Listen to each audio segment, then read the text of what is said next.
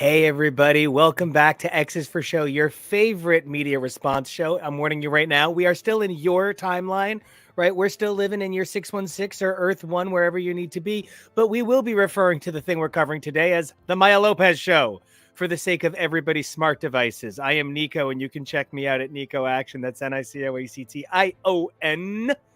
And as somebody who committed to Google, abandoned Google, and only kind of uses the Apple version, I can say Echo as much as I want. I'm TK, and you can echo my sentiments at TK Elemental. And I'm your producer, Kevo, at Kevo Really, and I have my television muted, so theoretically I can say the word Echo, and we will see how it goes. Well, it turns out how it went was damn good. We are here to talk about Echo, one of the most exciting projects for me from the Marvel Studios television oeuvre.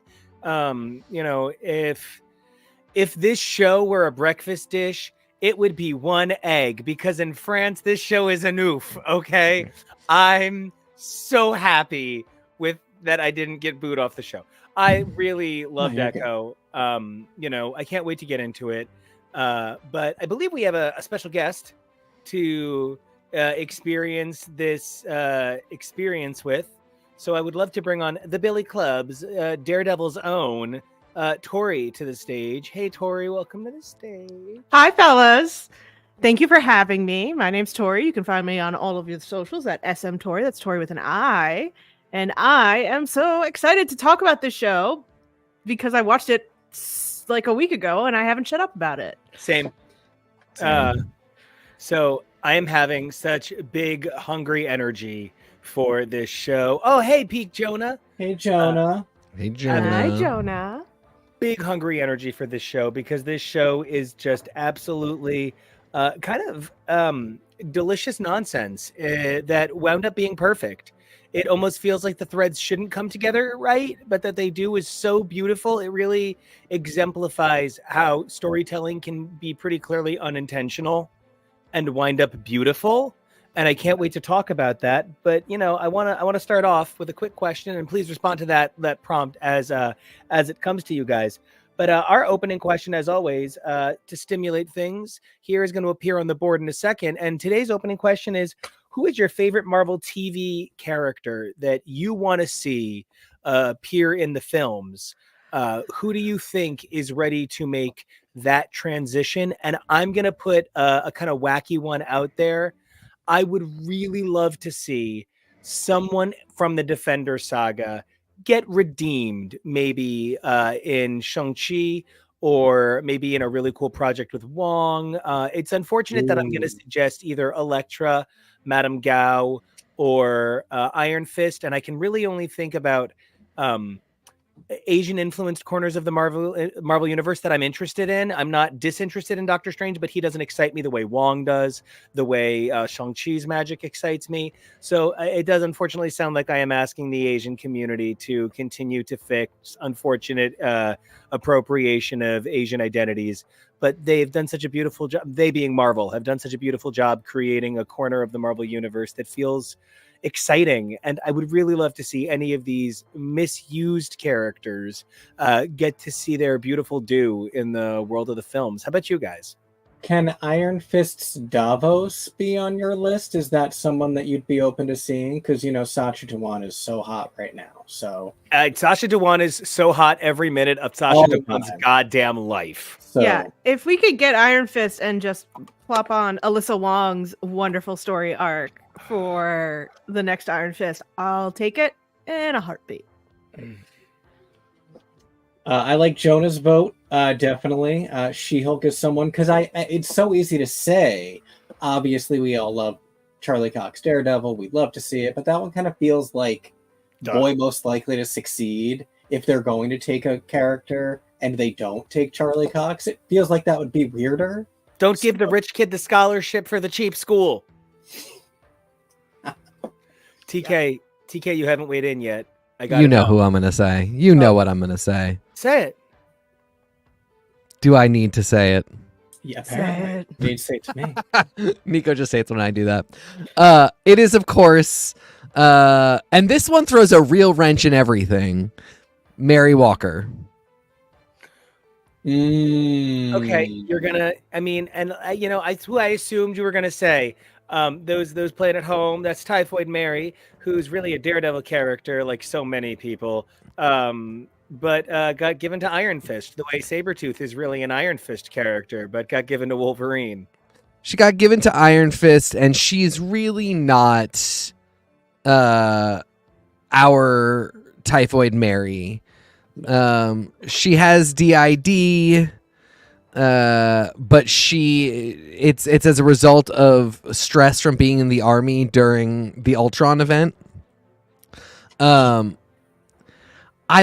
she is what we got a lot to talk about when it comes to how some of this stuff is coming to the MCU, how some of the Netflix stuff is coming to the MCU. And she's a really good example of everybody the last week has been like, oh, Daredevil's canon now, we're good. But if Daredevil's canon, then that raises a lot of questions. And if those questions are yes, then is Iron Fist canon? And if Iron Fist is canon, is Alice Eve going to be marrying Vincent D'Onofrio in the upcoming Devil's Reign? Wish. Because I don't think that's a good pairing in any way. So I would like to see Typhoid Mary, but I have a lot of thoughts about how we'd get her there. I mean, we are the merriest crew. We are, you are Robin Hood, and we are your merry men. And we so love this character. I think she is an example of somebody who I would like to see recast. It's not because the actress didn't do a great job, but now that source material tastes like that. Right. And it's why I cannot figure out why you would recast Vanessa. You embarrassed me in front of Vanessa! And I just don't know why you would ever recast Vanessa when it gives you that moment. My God, I never looked at a car door the same way again. But I'm really excited. This is a yummy moment. Let's talk. Let's talk some Echo. I want to just start with this is a Daredevil character, not a Hawkeye character, which this show sought to do. Right, the show was kind of like, hey, let's Daredevil this character right up. She first appears in Daredevil #9 by David Mack, often all dressed in black, with giant muscles going down his back. He's a real handsome, buff dude. Nice. He made it work. He's a very nice man. He's always been very kind to his fans, and I'm a big fan of his. So I think that this character was created by ostensibly a white man. Typical. He created a character that transcends all of those trappings, and what we wind up with is more than an Echo, not even being punny. She really is a dynamic, unique character, and has none of these crazy the ancestors powers in the comics. And by crazy, I mean her power is visual mimicry. She's literally Taskmaster.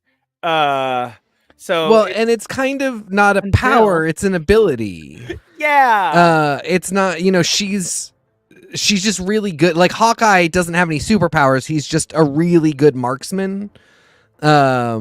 She didn't get, hit by the same sludge that Daredevil got hit by in her ears. She's not the Teenage Mutant Ninja Turtles. No, she's not a mutant. She's not an Inhuman. And that was one of the really big things I was kind of curious about. Would they, because in the comics, I mean, at this point where it's like 20 years ago that Echo came around. And so it's still pretty hammy, the concept. Like it's very much like, think about if you had Daredevil, but no ears instead of no eyes. And a lot of it is like, she can hear with her eyes, and the same way that people are like, Daredevil's blind, but he can hear so well, he might as well not be blind. And it's not a disability, it is a super ability. And it really took years of people understanding what a character could be to others to start sort of shifting things a little bit. So Echo was a really weird one in the comics. And I think really just got to a place where people were writing her a little bit more this can actually be somebody to deaf people. This can be an interesting sort of foil for other street level characters. And then she up and became the Phoenix. Caw. Bird. Like you do. And she just, I want my birth, but for so long, but so short. She's like, okay. It was really funny. I was talking to my mom the other day, and she said something, and I was like, yeah, man, it's just like a second of time, like our lives are. We're basically born and die in the same second to the universe. And she goes, oh no, that's not fun.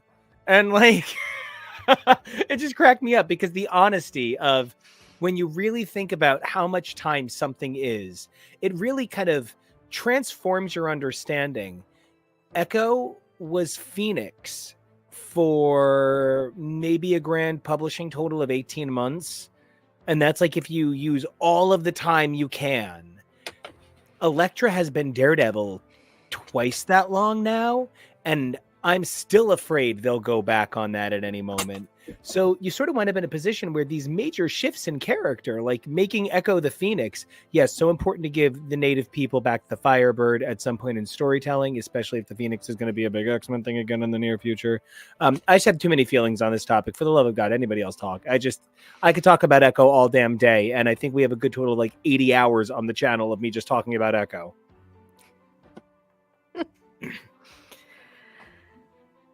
Tori, go. I mean, I just really liked it, like as a show, as bringing in these couple of Daredevil characters that we'd been foretold would come. I really enjoyed getting to see this other kind of side of the world that they normally don't go to. I don't imagine many other places are going to reservations in Oklahoma. And so it was exciting. It was exciting to see this community, to get to experience this history and mythology and all of this fun, and know that it was taken seriously by both Disney, by bringing in the Choctaw Nation, that it was everything that had gotten me excited from the episode of What If that we had just seen. I was just really excited for all that. I love a good kind of like dark mob mentality. So whenever the Kingpin's involved, it was very exciting for me that her uncle was involved, who was also devastatingly handsome in all kinds of ways. Her friend was stunningly gorgeous. That Bonnie, the grandmother, had me like, oh my God, I haven't felt this way about someone over 70 in years. I want to, lucky. I want to, every other day with this guy. I want to talk for a moment then about the sort of the TV origins. Teak, I was looking over the numbers for the shows, and, we, by the point Hawkeye came out, we didn't have this sort of, symbiotic relationship of understanding of story yet. That we have now with each other. And so one of the things that I was realizing is I don't know how you really felt about Hawkeye then, how you feel about it now in terms of how I understand your fandom now. One of the things I think is like whenever we meet somebody new and they're like, oh my God, have you ever heard of that thing? We always kind of respond like, yeah. And you? Oh, you brought it up. Right. So you've heard of it. Right. And your thoughts are? No, I asked you first, dummy. No, you answer first, or I'll pick you up and carry you off the stage. So sorry, I'm worst. So TK, how do you feel about the Maya Lopez show and its origins in Hawkeye that parallel its origins in Daredevil? I loved Hawkeye. Let's start there. Hawkeye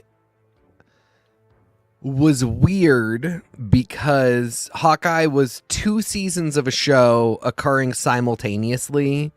Hawkeye about Kate Bishop is one really fantastic show.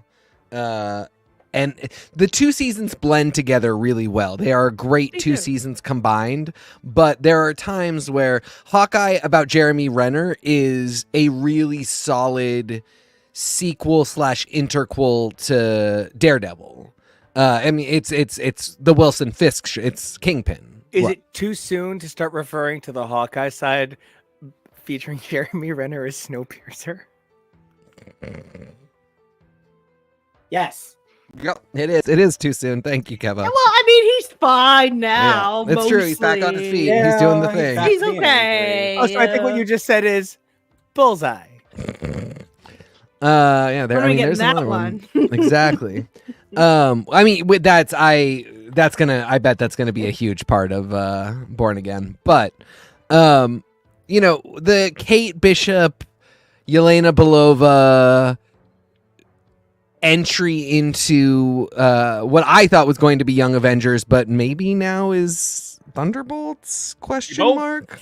I'm very confused by that particular part of it, just because their chemistry was so amazing, but now Florence Pugh is going in, I think, a different direction than it seems like Haley Steinfeld's going in.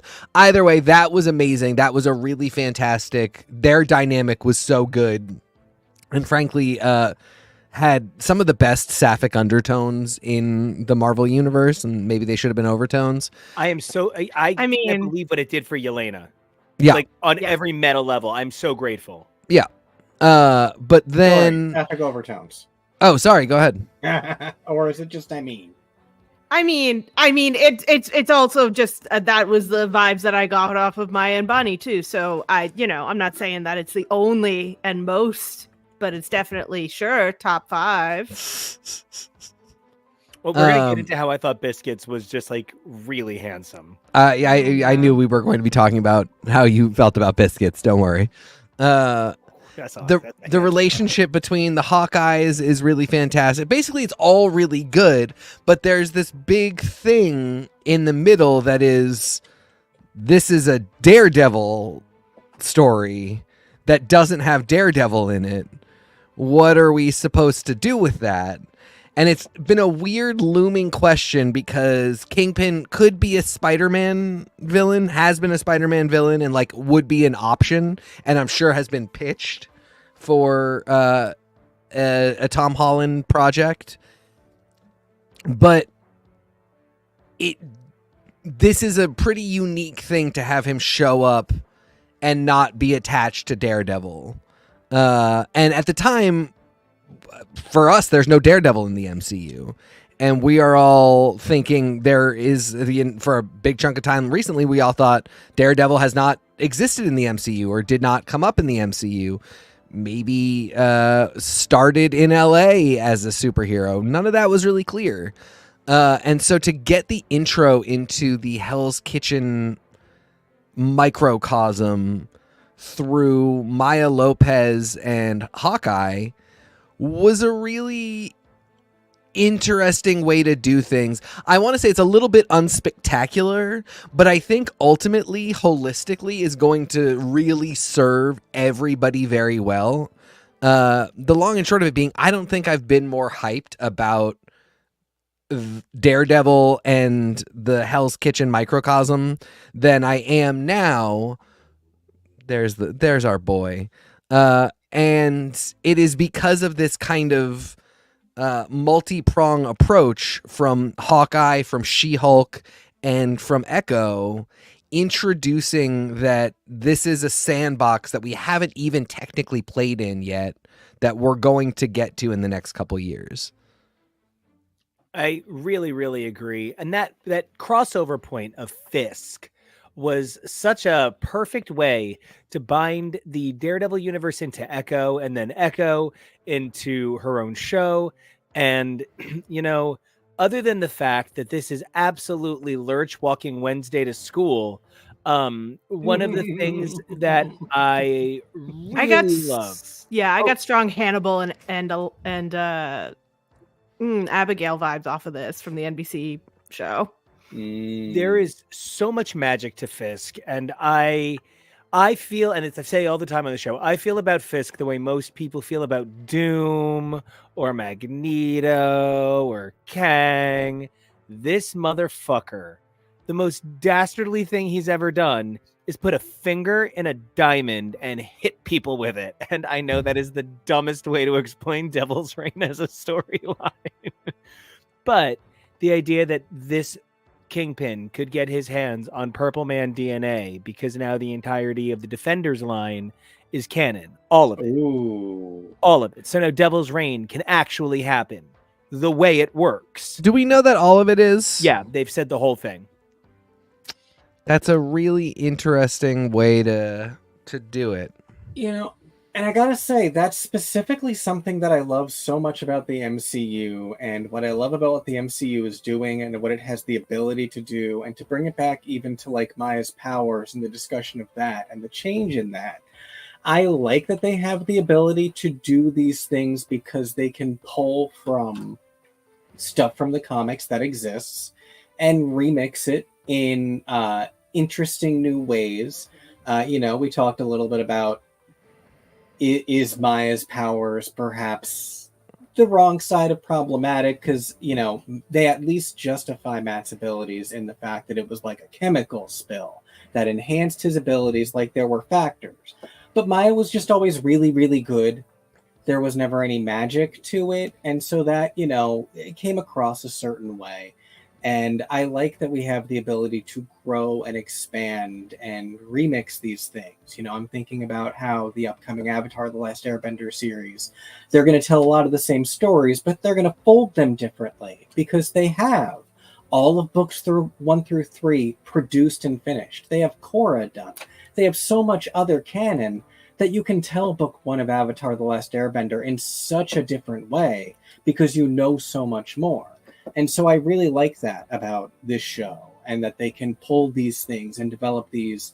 And so even though I know so much of what they're probably giving Fisk was actually an Osborn story, that's okay. They are such similar characters who have a lot of overlap. I'd rather see Vincent D'Onofrio pull it off than Willem Dafoe, either way, personally. But, that's something I just find really interesting about everything they're doing. So, Tori, you touched on it a little bit. Now, touch on it a lot of bit. Let's talk about the giant hammer in the room.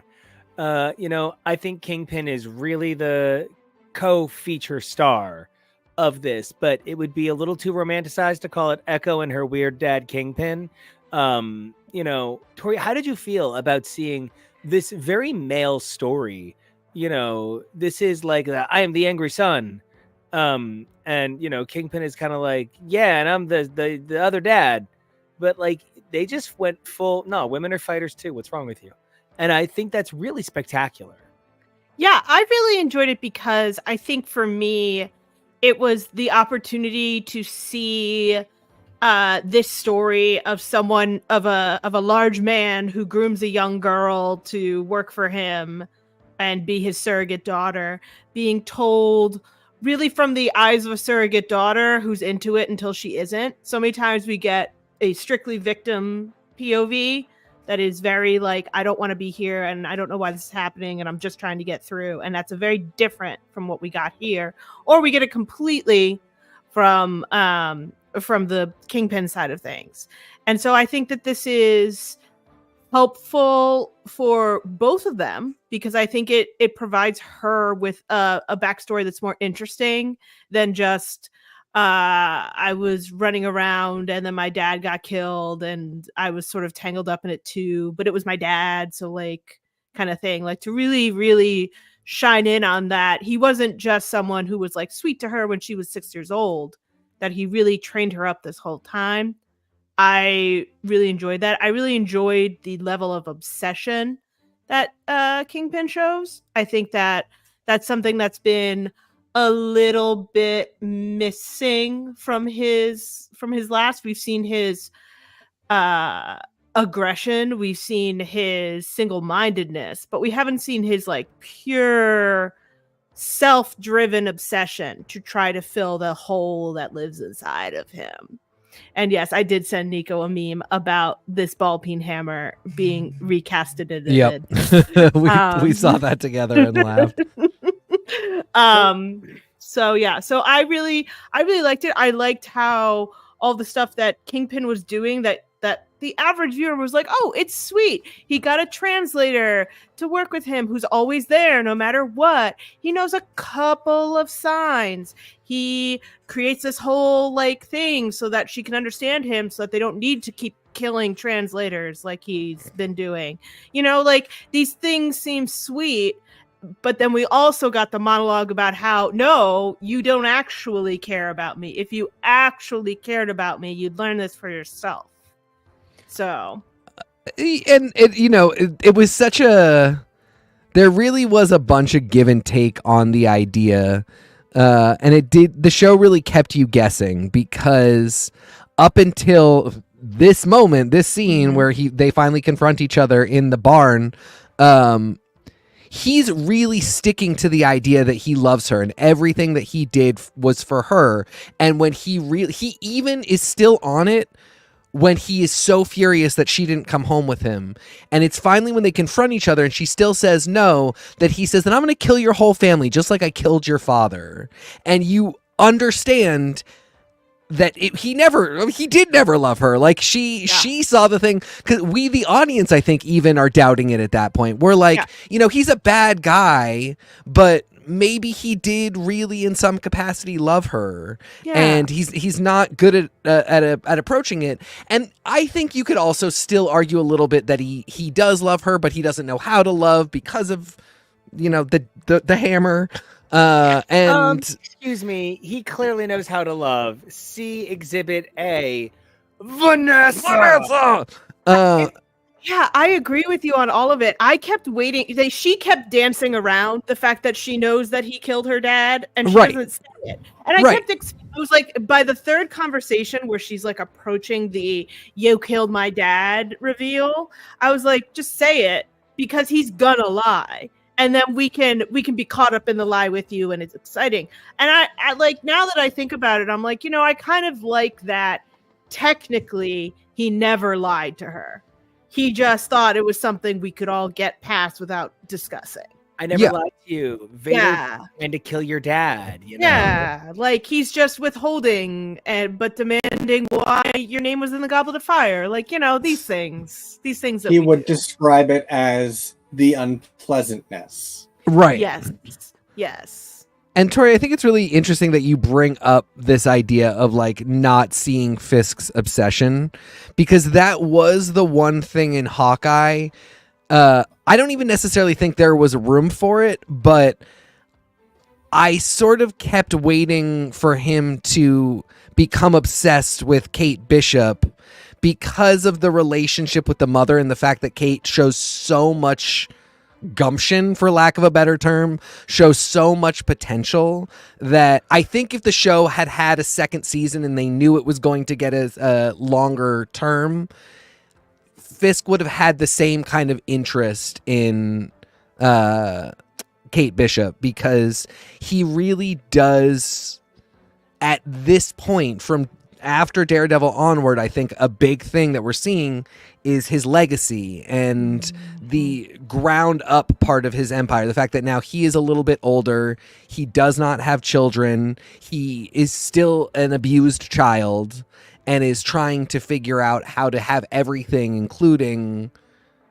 the security that he was better than the person that raised him. And I kept seeing it peeking out at Kate Bishop, because we don't really get it in Hawkeye with Maya. It's just said to us a bunch of times that he raised her.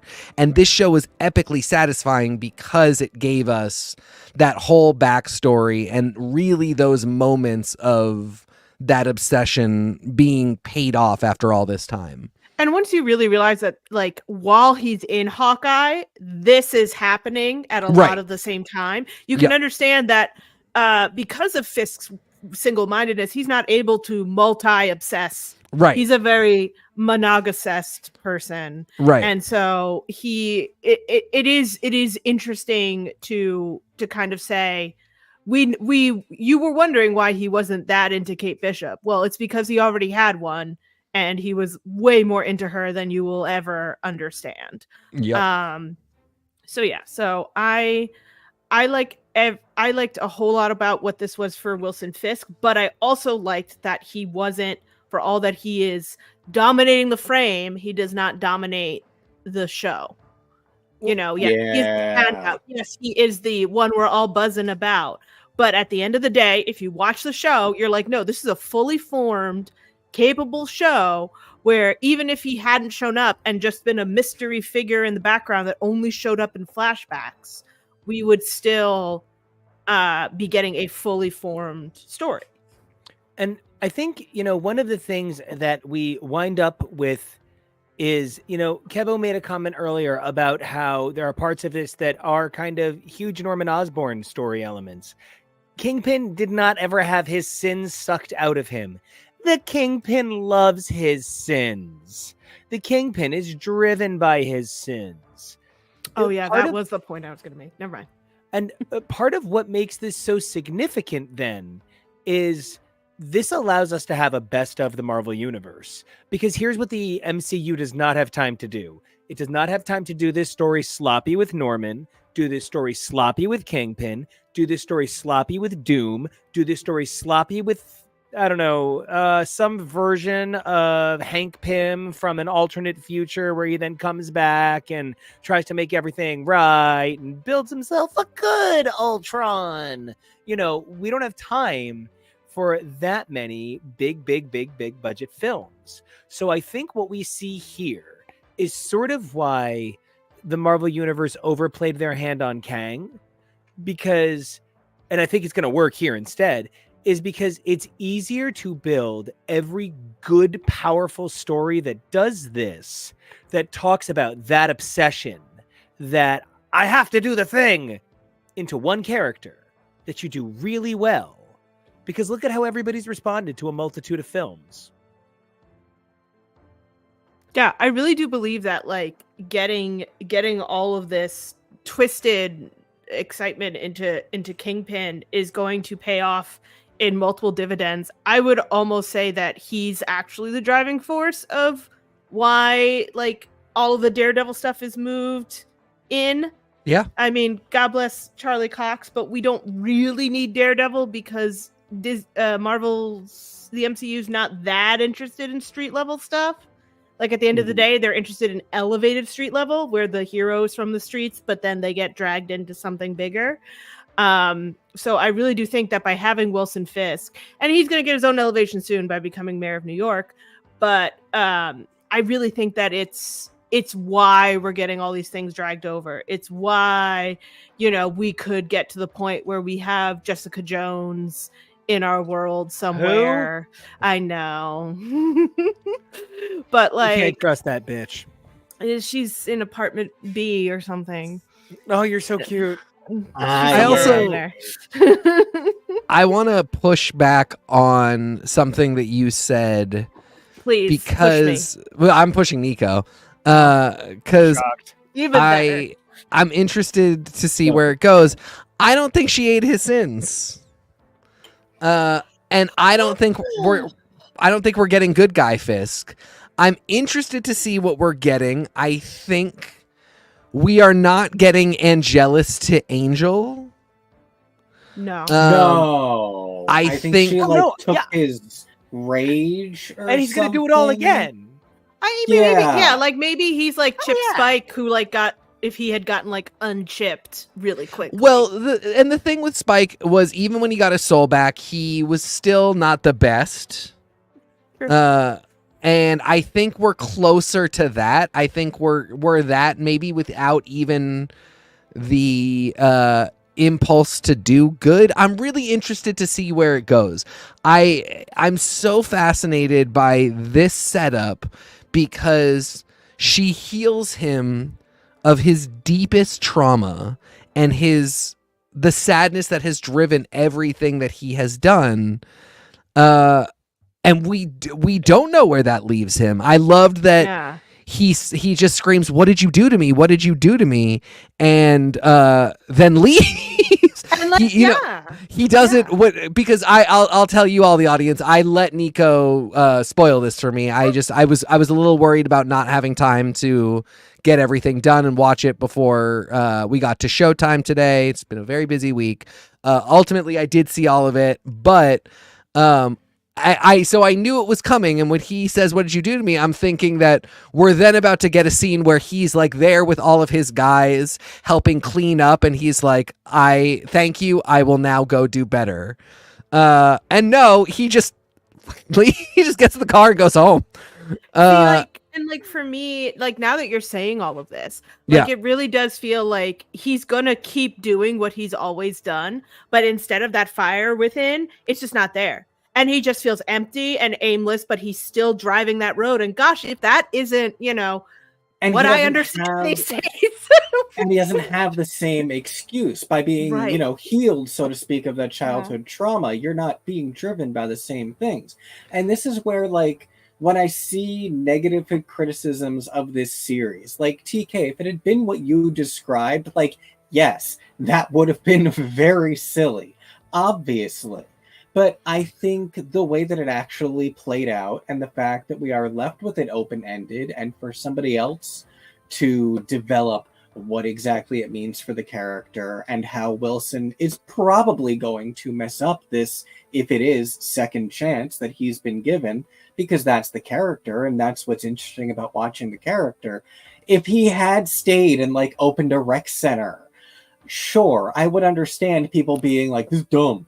But like, no, this is something that is done repeatedly in Marvel Comics as a storytelling device that you do to a villain to see how the villain develops and grows from having this experience. So like, that's why I made the cover what it was, where I feel like so much of what I feel like I'm seeing reactions to this are just things that are mad at things that are like from comics.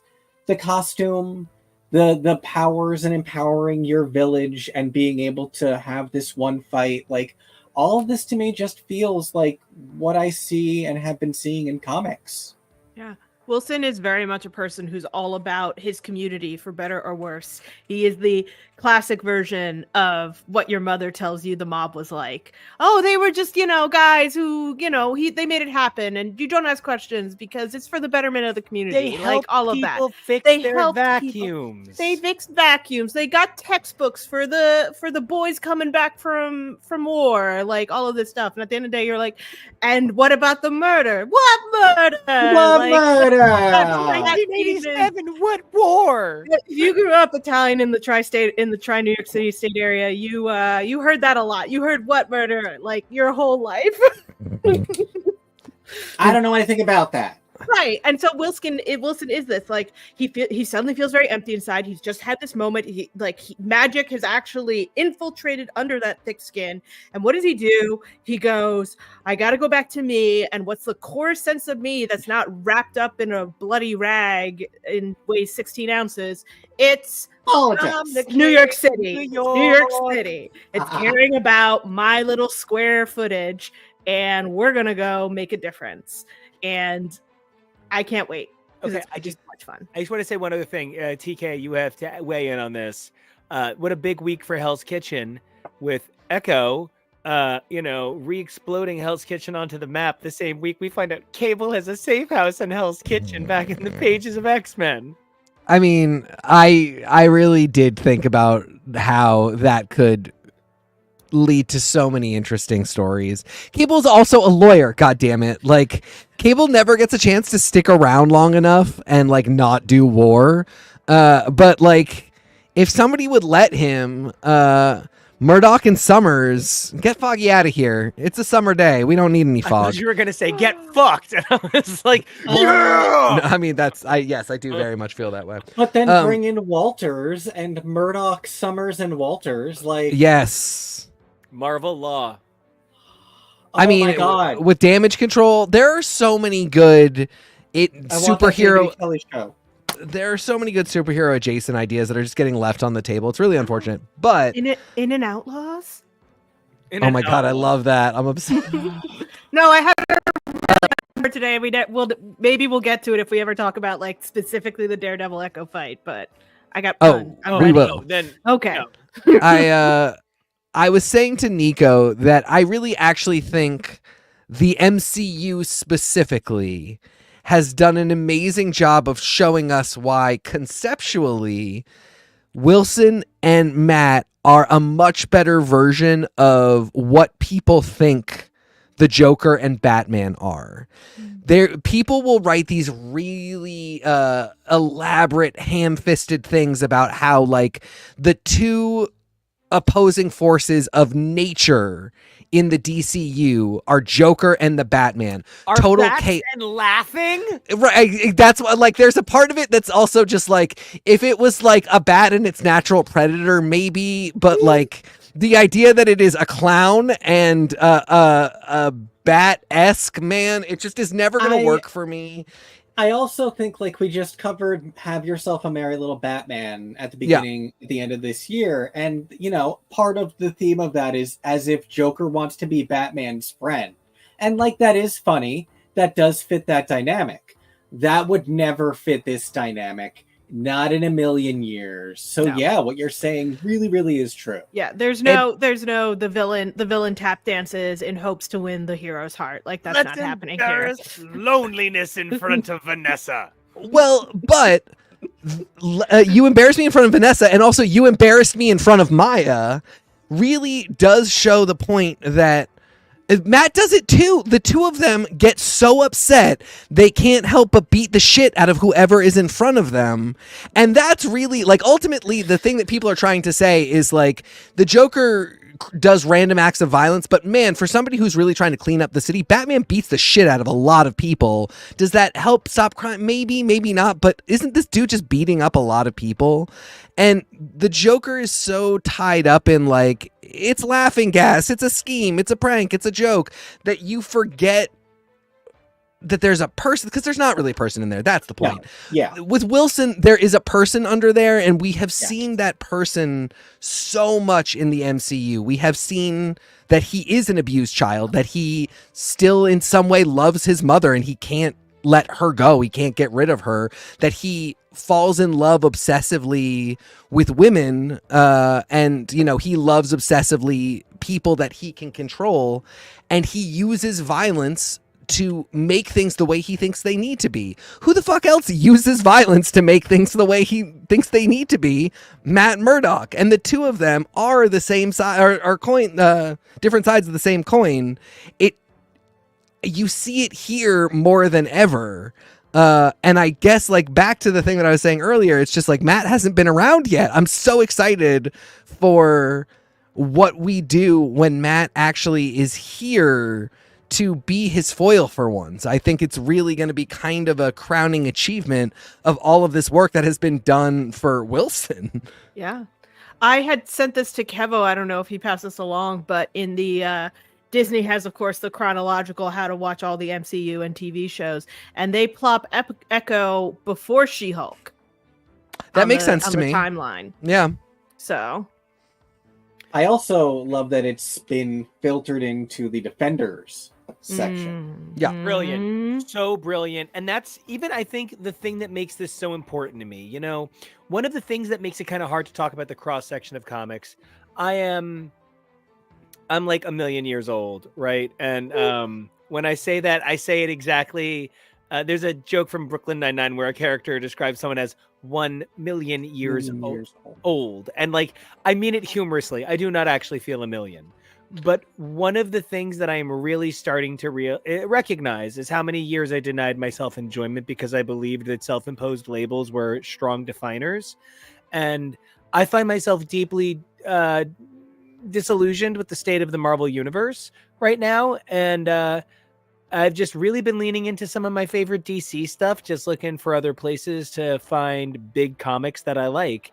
And one of the things that I've really been seeing by peering into a universe that I'm not as familiar with in all ways is where things intersect. If you're reading Green Lantern, you can be sure the Flash will show up. If you're reading Robin or Nightwing, at some point Batman's going to rear his head, even if it's just to constantly mention that he's not rearing his head. And that sort of defining characteristic of what makes a universe and what shapes a universe, I think, is so important about the nature of Echo. This is born out of the two sides of Marvel television. the original run, the Defenders saga, which encompasses Daredevil, Jessica Jones, Luke Cage, Iron Fist, the Defenders itself, and Punisher. And in some ways you could even say kind of Hawkeye, because it gave us the, inclusion of Fisk. You could maybe even say kind of She-Hulk, but I don't know. She-Hulk has a gloss to it that is uniquely the Marvel universe. Whereas Hawkeye kind of has a little bit of he's got the taste of blood and piss in its mouth a little bit, and so like I can kind of see that being a little Defensiers. Oh, I love that poster. God. Oh, This it's one, such yeah. promise. Oh, really? Because I looked at it and I went, those 4 people are not in the same space. No, but I loved the idea of this poster capturing the franticness of the Defenders.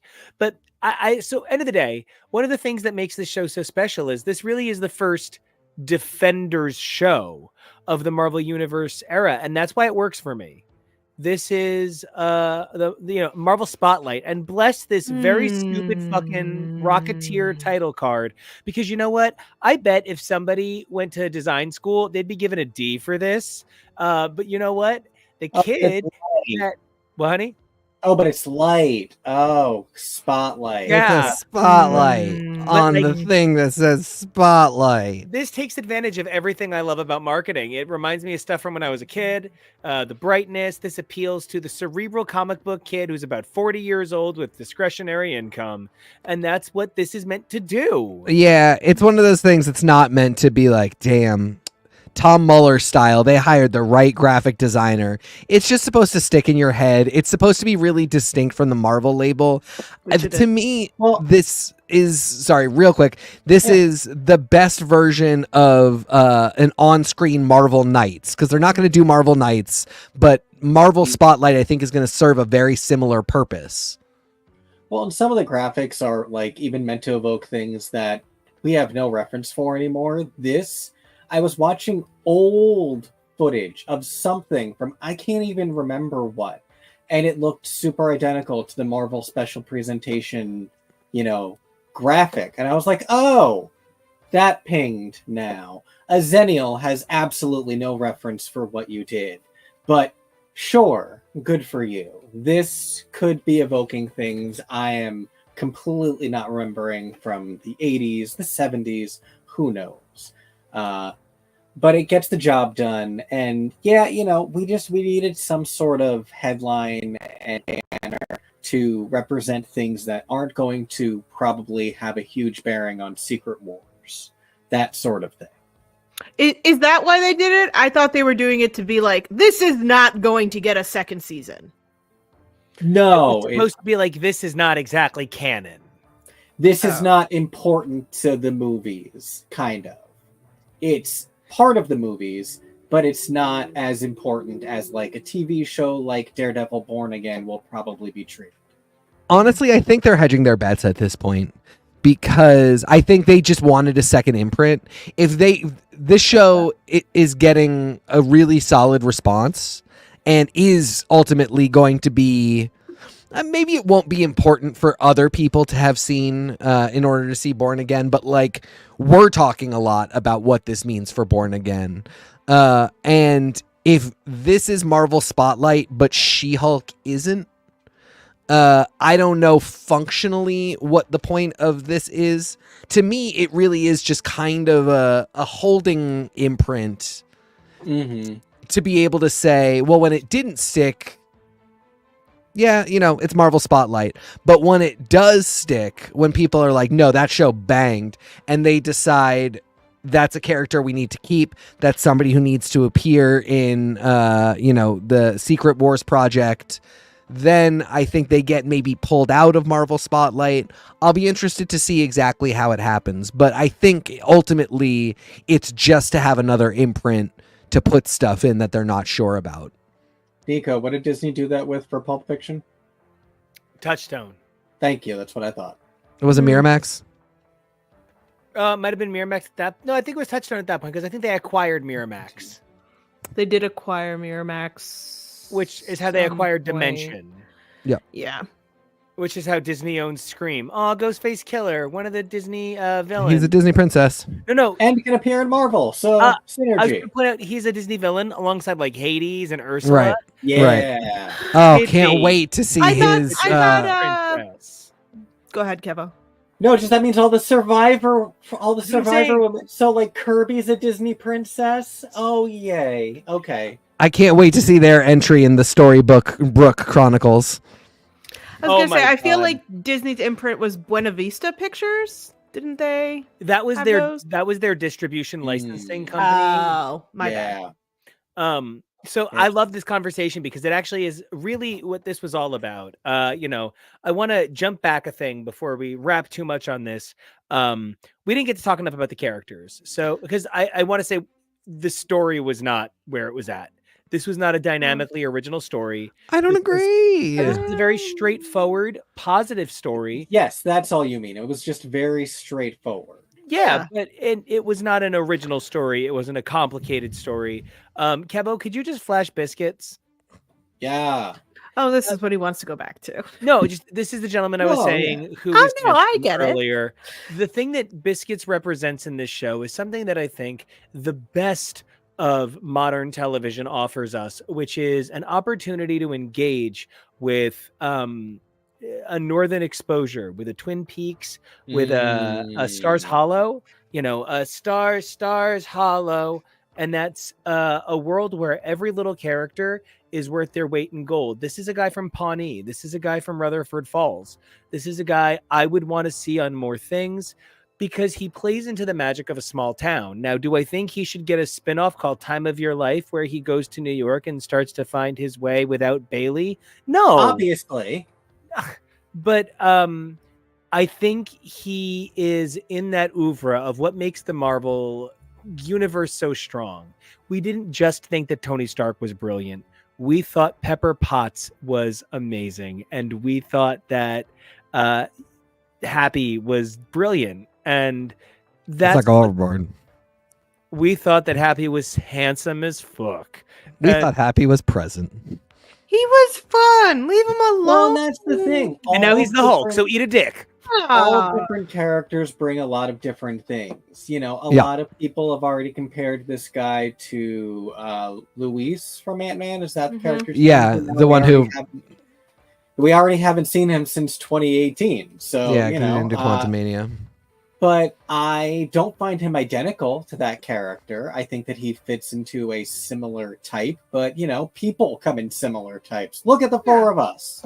Yeah. So yeah. He lives in that Darcy realm from the Thor movies. Like, Yeah. it's- And those It's can go in the yeah. direction of she becomes an astrophysicist, or they can go in the direction of, not. still the same. 20 years later, etc. Yeah. I love Biscuits, great character. I want to talk about the problem with Biscuits and the problem with the show overall in a second, but I want to keep talking characters. Bonnie and Chola and Scully, uncle, is it Henry? Yep.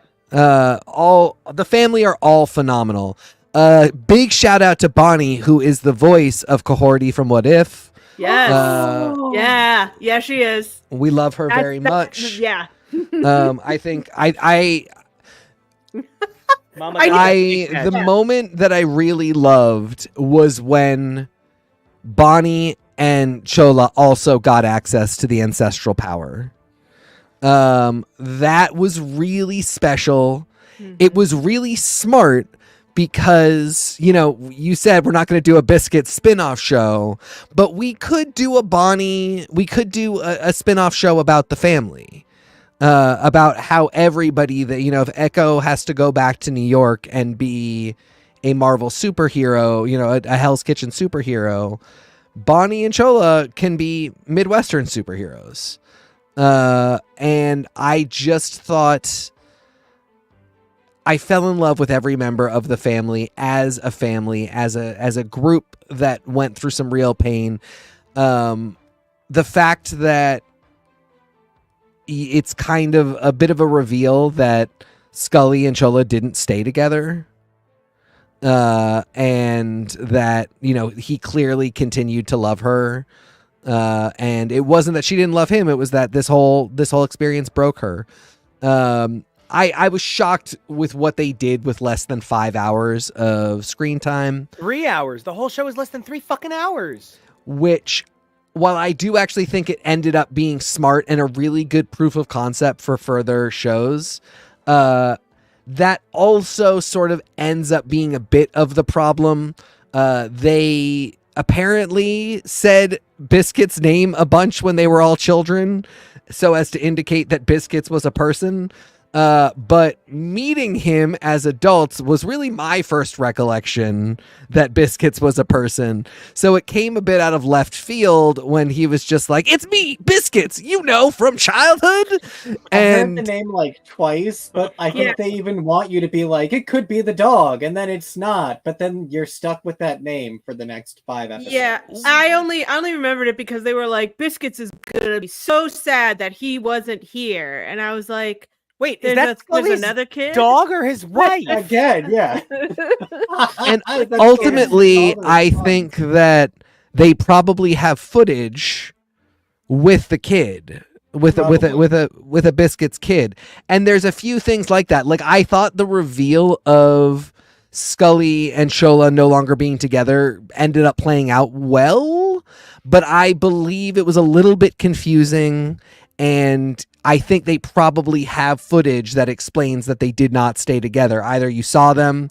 And so I thought that 3 hours was maybe not quite enough. It was a little unfair to this brilliant production. But I thought maybe 4. Less than an hour per episode for 5 episodes for a thing that calls itself Marvel Spotlight, for a character that on its own doesn't really even, unfortunately, it's not fair, but it's the truth, carry a comic title most of the time. I think I would take many of these a year, honestly. I just want to say that the story is that this was filmed at 6 episodes. Yes. And no, it was filmed at more than that. It got before they started cutting it down, it got left at 6. And then really last minute it got dropped down to, I mean, we're already hearing that the entire first 4 episodes of Daredevil were written.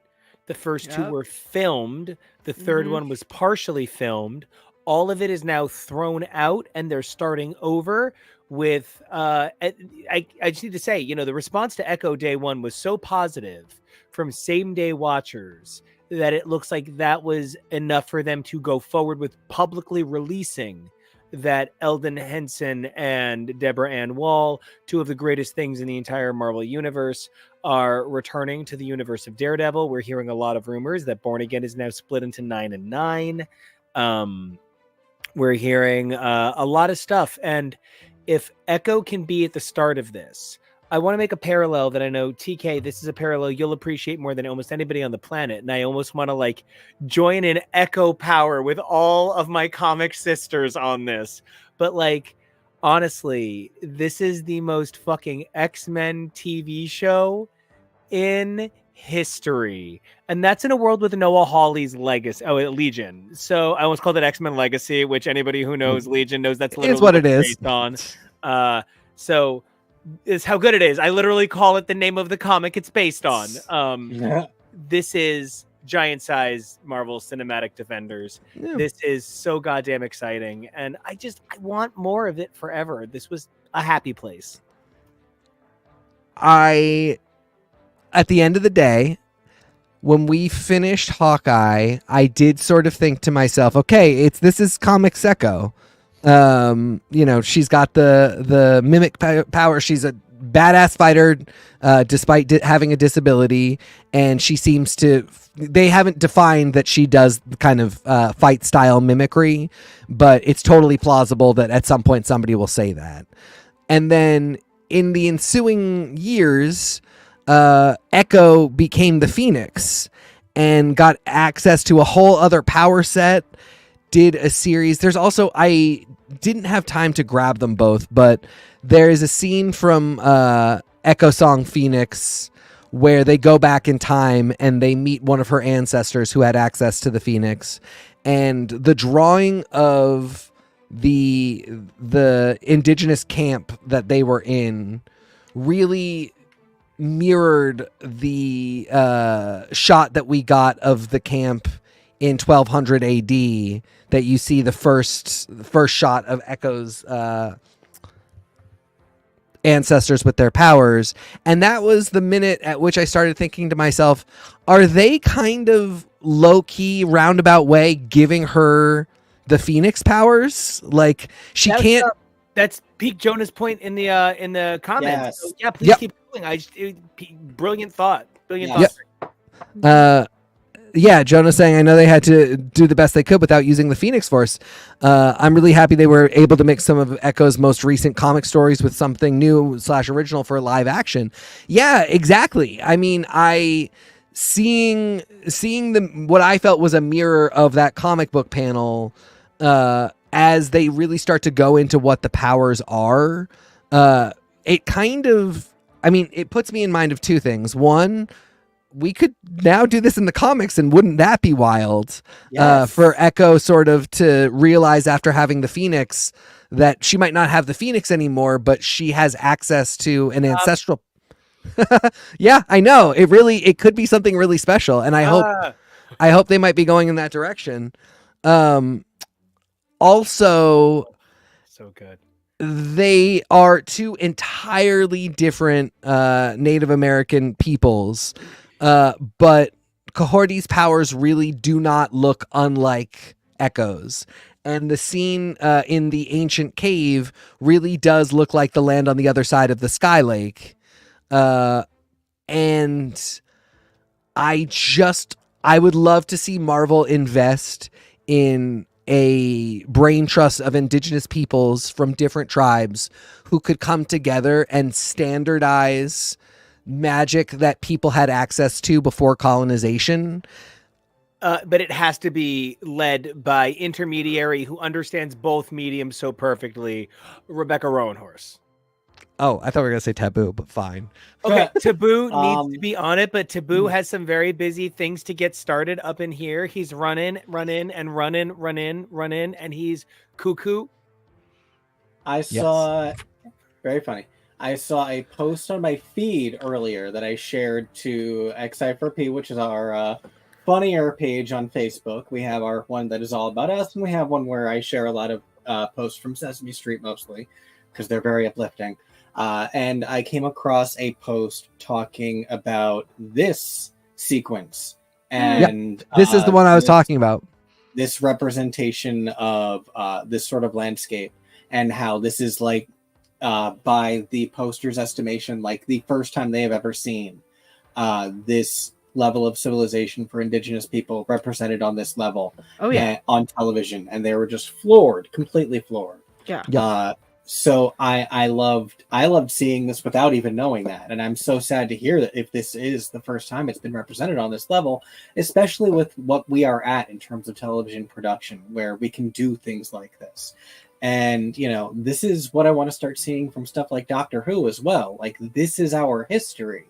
Mm-hmm. And this stuff is amazing. And something I really loved about seeing this and Cohorty over on What If is, you know, we see the way Norse mythos is represented through Thor, and it's given this mythic, magical level. And, you know, there's really no reason that other cultures and underrepresented cultures shouldn't be given the same sort of mythic level of significance and power. You know, I really love that you brought up this sequence. Number one, I hope every lax bro in every school in the country just feels like they would get their ass handed to them by Echo now. I mean, I really did. I played lacrosse all throughout high school. You really did. I had a very big relationship with it. This was a really special scene to me. I was going to bring it up because this and Miss Marvel are two things I can really point to from the MCU lately that showed me cultures that, like, I have some tie to or are present in my life. You know, Miss Marvel more just because I've lived in that area and I've witnessed The fact that everybody is living a life in a culture that is nothing like yours and that you know nothing about unless you engage with it. We're 15 minutes from there. It's Right, Yep. exactly. And you know, there are families with traditions and language and religion and ancestry that you just maybe don't know anything about, and you don't know anything about what their lives and their family dynamics are like. And similarly, like, you play a game like East Coast very white area lacrosse, and nobody ever talks to you about how it has antecedents and ancestors in games that were played in Native America that are kind of lost to us, that we don't talk about, we don't see depicted. And it was such a privilege and such a treat, and really a gift to me as somebody who doesn't experience these things, for people to share their cultures, and for, you know, Disney to spend the money to make it look like something that people from those cultures can be proud of and point to and say, that really resonates. That is my culture. That's what my family is like. These were my ancestors. This is how my people passed their time. It's wild to me that we are still having debates where some people think that's too woke, and don't just think, like, how interesting that you even got to see that when you never would otherwise. Yeah. Like, that's literally what we always thought when we were growing up in our generation, is what I thought. I thought we always had the reaction of, oh, that's fun, right? Yeah.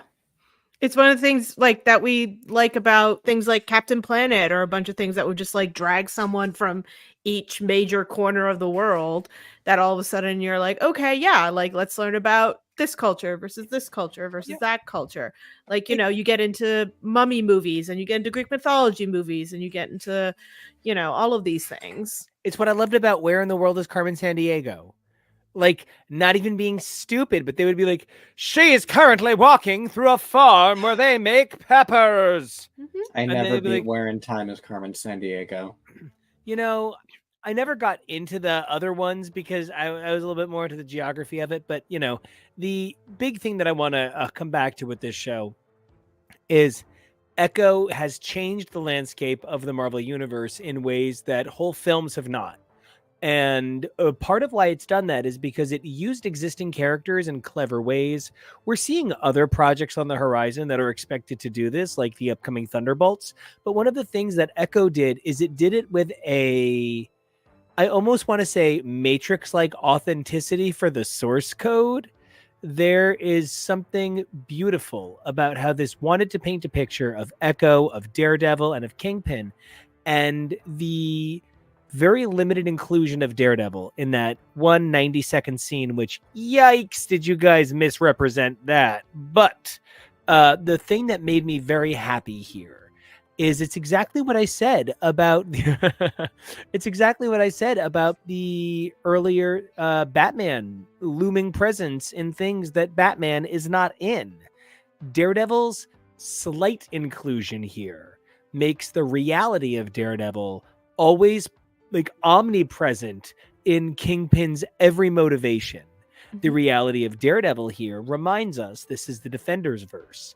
Part of what this very short inclusion allowed us to have is something that probably would have played out a couple of pages every issue of this 5-issue mini, but it gave us the Hollywood version, with all respect to having to pay actors when they appear in multiple episodes.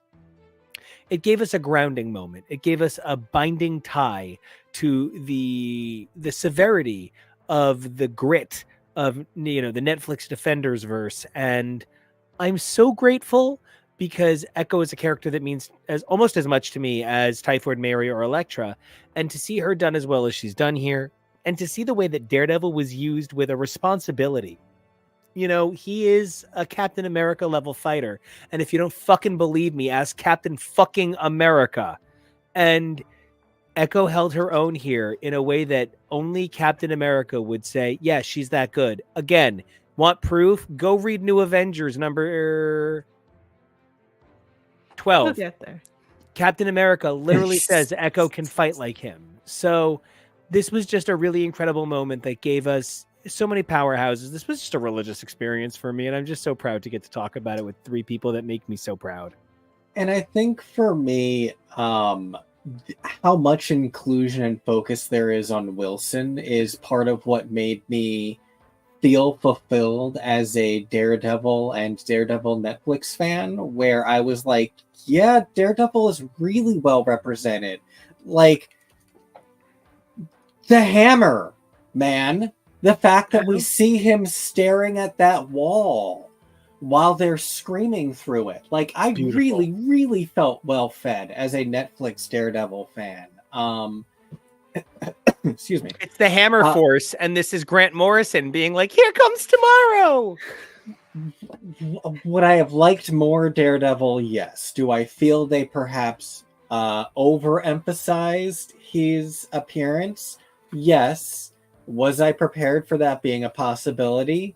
Yes. Was I aware other people probably were not prepared for that possibility and it would not go well? Can we guess, children?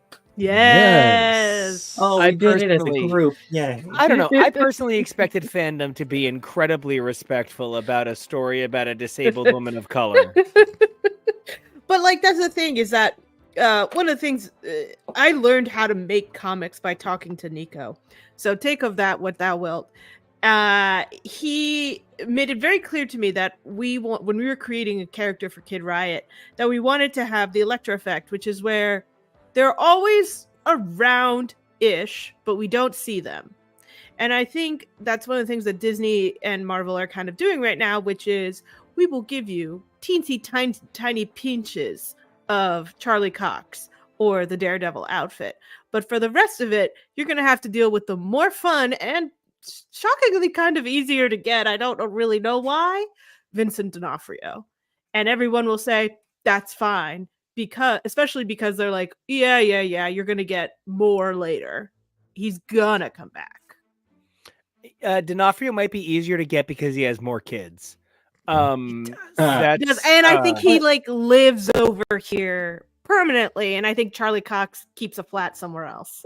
And the thing about, I'm so sorry, Kevin, I'm going to pass the mic to you. I just want to say Vincent D'Onofrio is an actor who was so respectful of, almost like Vincent D'Onofrio actually is a Neil Gaiman in that, like, he thinks that the way the work he's respecting needs to always be remembered as like an existing body.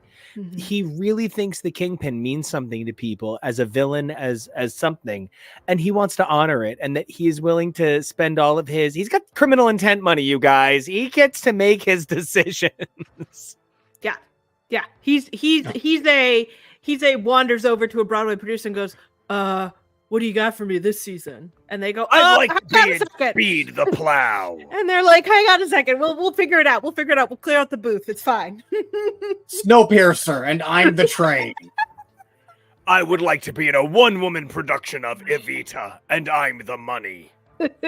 I would like to know everyone else's feelings on the idea that I feel like part of the reactions that I think I see is that we are stuck in this weird mode that we really can't get out of, where people will say that we are oversaturated with Marvel content, and yet at the same time there is no patience for new content, because I feel like part of the problem is,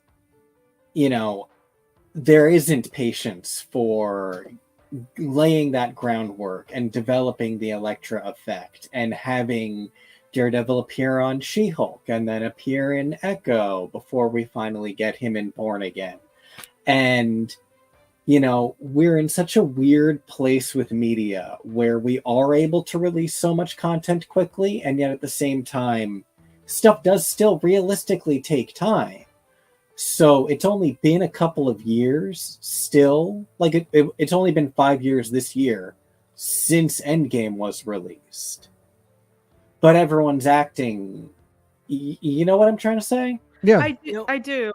I think for me, what it is there was patience among people for developing 5 white male characters over the years.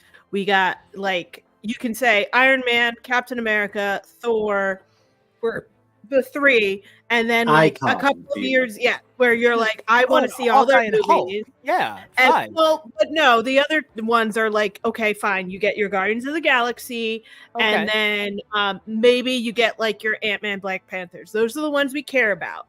Now we are developing not only like 5 or 6 white male characters at once, we are also doing women and people of color and all these things. And they're like, we are developing too many things. And I think that's what they mean by saturation, is that they were okay when we all got the same 5 people. But now that we're developing more like 12 people, they're like, oh no, it's too much. I can't. And also, why aren't you getting back to the 5 that I care about? And that's where we're at. You know, and another layer I want to add to this whole discussion that I think is part of the crux of what I might call even the Marvel problem is that we have patience to see things transform as culture responds to them. Part of what we saw was people start to say, holy shit, superhero movies are cool. And it was like a building feeling. People jumped on. There's no more jumping on. It's a trope. It's a genre. It's its own thing. There's still always detective movies. They might not always be noir, but there's always detective movies. There'll always going to be superhero movies at this point. We're never going to escape them. They're a part of our infrastructure. They have been since Spider-Man, Blade, and X-Men, not since the MCU, since Michael Keaton was sort of a weird-looking Batman. And so I think one of the things that I am proudest of is that parts of Echo kind of clunk, but I love it. I think one of the things that's so great is Echo isn't afraid of its clunks, because part of its clunks are its storytelling. The original Avengers movie, I can name 30 things horribly wrong with it. Yeah, no, it's one of the best superhero movies I can think of. Endgame, I can name 30 things wrong with it. It's one of the best superhero movies I can think of. Echo, in 3 hours, I can think of 30 things wrong with it. It's one of the best superhero TV shows I can think of because it's made of all of its parts. And ironically, that is kind of the point of Echo, isn't it? She's made of all of her parts. There are parts of her that are violent. Thank God they saved her family. There are parts of her that are torn about who she was. Thank goodness, because they help her escape the violence of her father. There are parts of her that are soft and feminine, and that's awesome because she got them from her mom. And these are the things that Echo taught me about not just the character, but kind of the greater Marvel universe. And I'm just so excited. We went like 30 minutes over because this is just like the best show. And I feel like we talked more about Echo at fewer episodes and less screen time than we did about a number of the longer shows with way more screen time. Because it feels like for the first time in a while, I'm not just shrugging and going, well, I don't know what the hell's going to happen now. It does feel like even just the announcement that this has affected Daredevil does make it feel like something is coming out of something else. Yeah. Yes. Falcon and Winter Soldier, not really my bag. Kind of in... like, this show might not have been my bag. If this show had taken place in New York and had just been more like, we can't do Defender stuff for real, but we want to tell a story with Echo, which is what I thought it was going to be.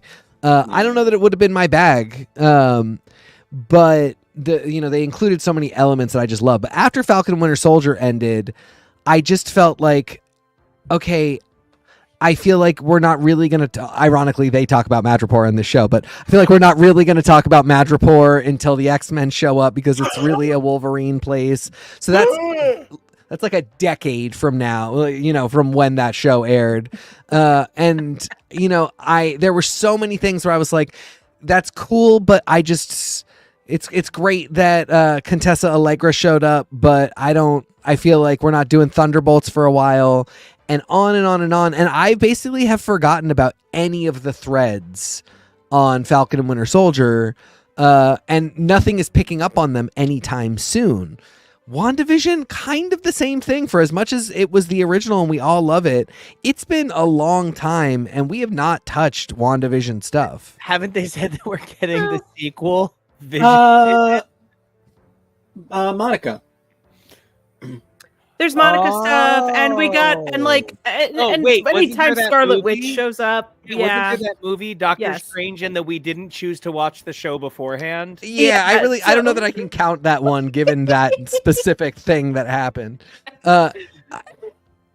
Daredevil flows into Hawkeye, flows into Echo, feels like it's going to flow into Born Again very coherently. And I'm pleased with that. It's one of the things that most excites me about this particular selection of stories. And to even pull back the Monica thing, I get what you're saying, because on that level, whether it's Monica or whether it's the Doctor Strange, any fallout from WandaVision so far, even when we get Agatha, all feels very cosmic and very mystic, whereas Echo is a lot more street level. It is the Netflix Defenderverse. It is the parts of the world that were affected by the Avengers and you know, all that. Like it's the real and grounded world. And Wilson Fisk is a threat that we can identify how he will affect the real world better than we can identify, like, that lady with the weird grill who wanted to steal everyone's atmosphere, or Loki with all the threads. Like, these are all things that, yes, affect the wider Marvel universe in really amazing storytelling ways,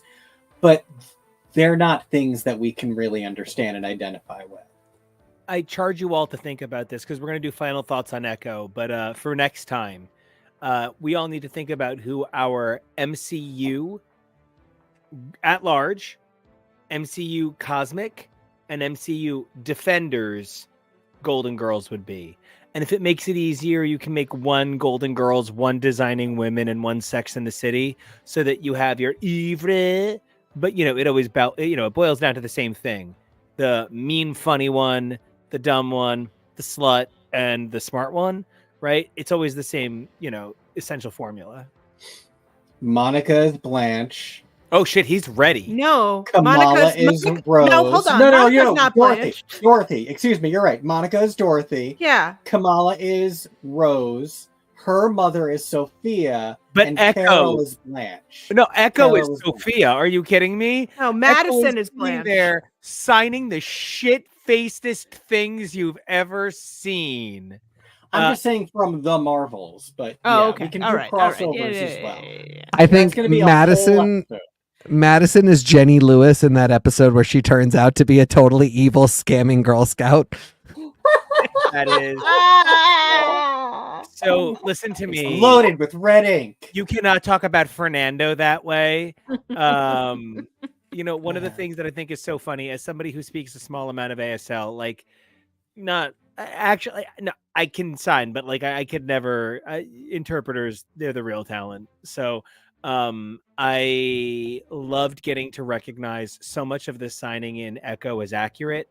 It is probably how somebody who studies a language their whole life feels when they hear it. But I got to see it, and I've had so few opportunities in my lifetime to experience this language that I love so much. ASL is a language that I studied for like 3 or 4 years in school growing up, and it's something that I've come back to a number of times. One of the few shows that has ever shown ASL the right way is Only Murders in the Building, and that's actually hard to follow sometimes because they have cast the most beautiful man on the planet to sign it. I can't pay attention to what his hands are doing because I'm looking in his eyes. In season 4 of Only Murders, and we don't get to see him in one of those open Hawaiian shirts, I'm gonna be mad. He should have a role in the Marvel Cinematic Universe, because for one of the big problems is people accuse Marvel Cinematic Universe films of over-relying on funny dialogue and big explosions, and that is a man who has sold every ounce of his emotion with his body and his hands and the way he expresses language. So that's just an opinion here. Teddy Demas for president of the MCU. But I really loved all of the things that made Echo unique. And Tori, I don't believe you're with us for our next segment. So I want to thank you so much for everything you've done. And You got 5 minutes. Go. Just echo off, lady. I love everything you bring to this show. You are one of my most consistent creative partners in this world. You know what you're saying, and I would love to hear your overall thoughts on Echo as a show. I loved Echo. I was very excited. I did the same thing for this that I did for She-Hulk, which was that I kept putting off the parts of the Disney shows that I hadn't seen yet, and just went, you know what, it's fine. I'll just ask Nico if I'm confused. And I really got to just enjoy it without all the work of catching up that I normally have to do before these things. And I was really very happy. I found it to be tightly told. I felt it to be smart, well acted, well thought. I just really enjoyed it. I particularly enjoyed the moment where in the part of the fight that really stood out to me was actually the point where Daredevil has his back to her and she throws a punch or a kick or something and he ducks. And I was just like, we don't really get to take the moment where the action will slow down enough for us to catch the fact that he used echolocation to get the Echo's location. And I know that that's the pun that I've been working towards, but it is a moment that I was like, we don't normally get to see this. We don't normally get to see Daredevil's actual power in action. And so I was very excited about that. But I'm really excited for Echo. I'm really excited for all the stuff that it's going to do for the future. And I really do feel like it's nice to feel like there's a part of this MCU where they have a map, because I'm not 100% sure they have a very well fleshed out map for a lot of the rest of it, especially now that they're being told all of your movies suck, so let's cut all your budgets and go down to one movie a year. Tori, I have to ask you a major question. Hit me. You know what we're getting next is Mayor Fisk, obviously. Yes. As a woman who's read Devil's Reign, and are you currently caught up on Daredevil? I think I might only be 2 or 3 issues into the new one. You want to be on Wednesday? There's only 5. Wednesday. Oh no, that should be fine. Everyone's in Florida. They'll be good. Perfect. We're gonna have an insane time. We're gonna look at some crazy stuff. It has to start after 6:00. Deal. Whatever it takes to get you on air. Sure. How do you feel about the future of a Marvel universe where we're looking at, like, I mean, anyone who knows Kingpin knows that Devil's Reign is his Doctor Doom moment. How do you feel about getting one of the greatest moments in the history of Marvel villainy portended here in a 2-minute end of show clip? I think the best thing for me is that when they announced Daredevil Born Again, that run wasn't done. You know? Wow. So for me, like, this show, like, Echo showed up in 2009 in the comics. Like, we're getting to the point where we're actually starting to line up with stuff that is very recent, which is very exciting. Less exciting for those of us who had to slog through the 60s to try to figure out what was going on, but we'll get there someday. But I really do think, like, the fact that we're now seeing stuff that is very recent become very important is a testament to Disney's belief in where Marvel is going and Marvel's ability to pitch what the hell they're doing to Disney. And honestly, those in the know, Chip Zdarsky's pulse it literally beats with what is new in comics. The guy really understands how to write. Yeah. So I'm super excited. I think it'd be really cool if at the end of it that we get Luke Cage as mayor, because that's also really exciting. But yes. Yeah, I'm hoping you mean Miles' mentor. Yeah, let's see more Miles. Bring him in. Don't, it's gonna be really, really fun, really exciting. I think that politics will allow for Matt to do more lawyery stuff in his little world, as opposed to just being the guy flying around kicking things. I think bringing back in Elektra, bringing in Typhoid Mary, getting into that a lot more, because she's so tied up into Daredevil. It's insane. And I am the number one fan of why isn't Typhoid Mary at Harley Quinn levels yet? Why? So I'm amped. People just don't understand talent when it's staring them in the face. How many people just said Jeff Buckley? What? Typhoid Mary is Jeff Buckley. That's what I'm saying right now. You heard it here first. Sky is a landfill. She's bonkers. She's wearing clown makeup. She's dressed scantily. She's banged the villain and the hero and maybe been his mother before and so many other things. Why? But it's fine. I'm looking forward to it. And I'm also hoping that maybe this means we will get more intersections of seeing the street level show people show up for little cameos in the movies like we've seen Matt do so far. I would think that would be really great. Oh or my even god, I just forgot about reference that to when I them. was talking earlier. That's so funny. Yeah, the No Way Home actually I think does precede the COVID year Yeah. Disney Plus series is. Yes. But it's such a because we don't see him in the suit, our brains just kind of go, well, it's not Daredevil. This is just It's Matt just some Murdock. Hawkeye. It's just some Hawkeye. And I think that, they do call him Mr. Murdock, but like he could just be a dude who hasn't revealed himself yet. Like It's sort of tough sometimes because, like, I genuinely feel like until maybe Tori, there was nobody who was like, oh, I want to get into Daredevil. Everybody else was sort of like, oh, you love comics. What should I read? And I would be like, here's Daredevil, X-Men, and Runaways.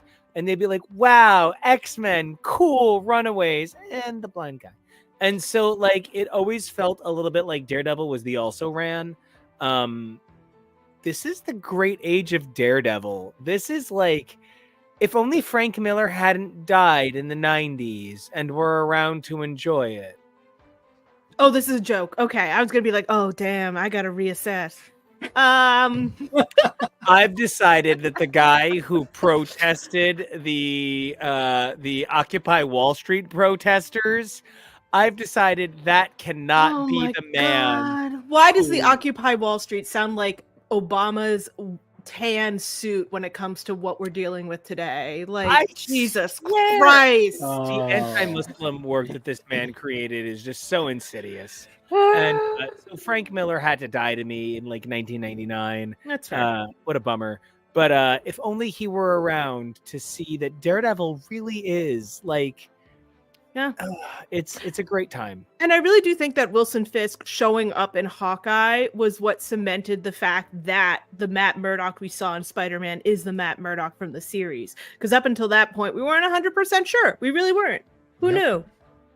So I'm very happy, and I hope we see more stuff. I want to see more little Easter eggs that we used to get in the early movies where they were mentioning stuff that was in the comics that was like a wink wink to comics, but it could now be a wink wink to their own stuff, Yeah. Why are we, we could have the next Marvel series come out and there is a ticker tape under different TV sets that's like Wilson Fisk, enters primary, debate at 9, like that kind of stuff. Yeah. Can't wait. Tori, we can't wait to have you back on Wednesday. We will start when works for you. And I cannot wait to talk about some amazing Daredevil comics with you. Yay. And until then, can you tell everybody where they can find your cool self?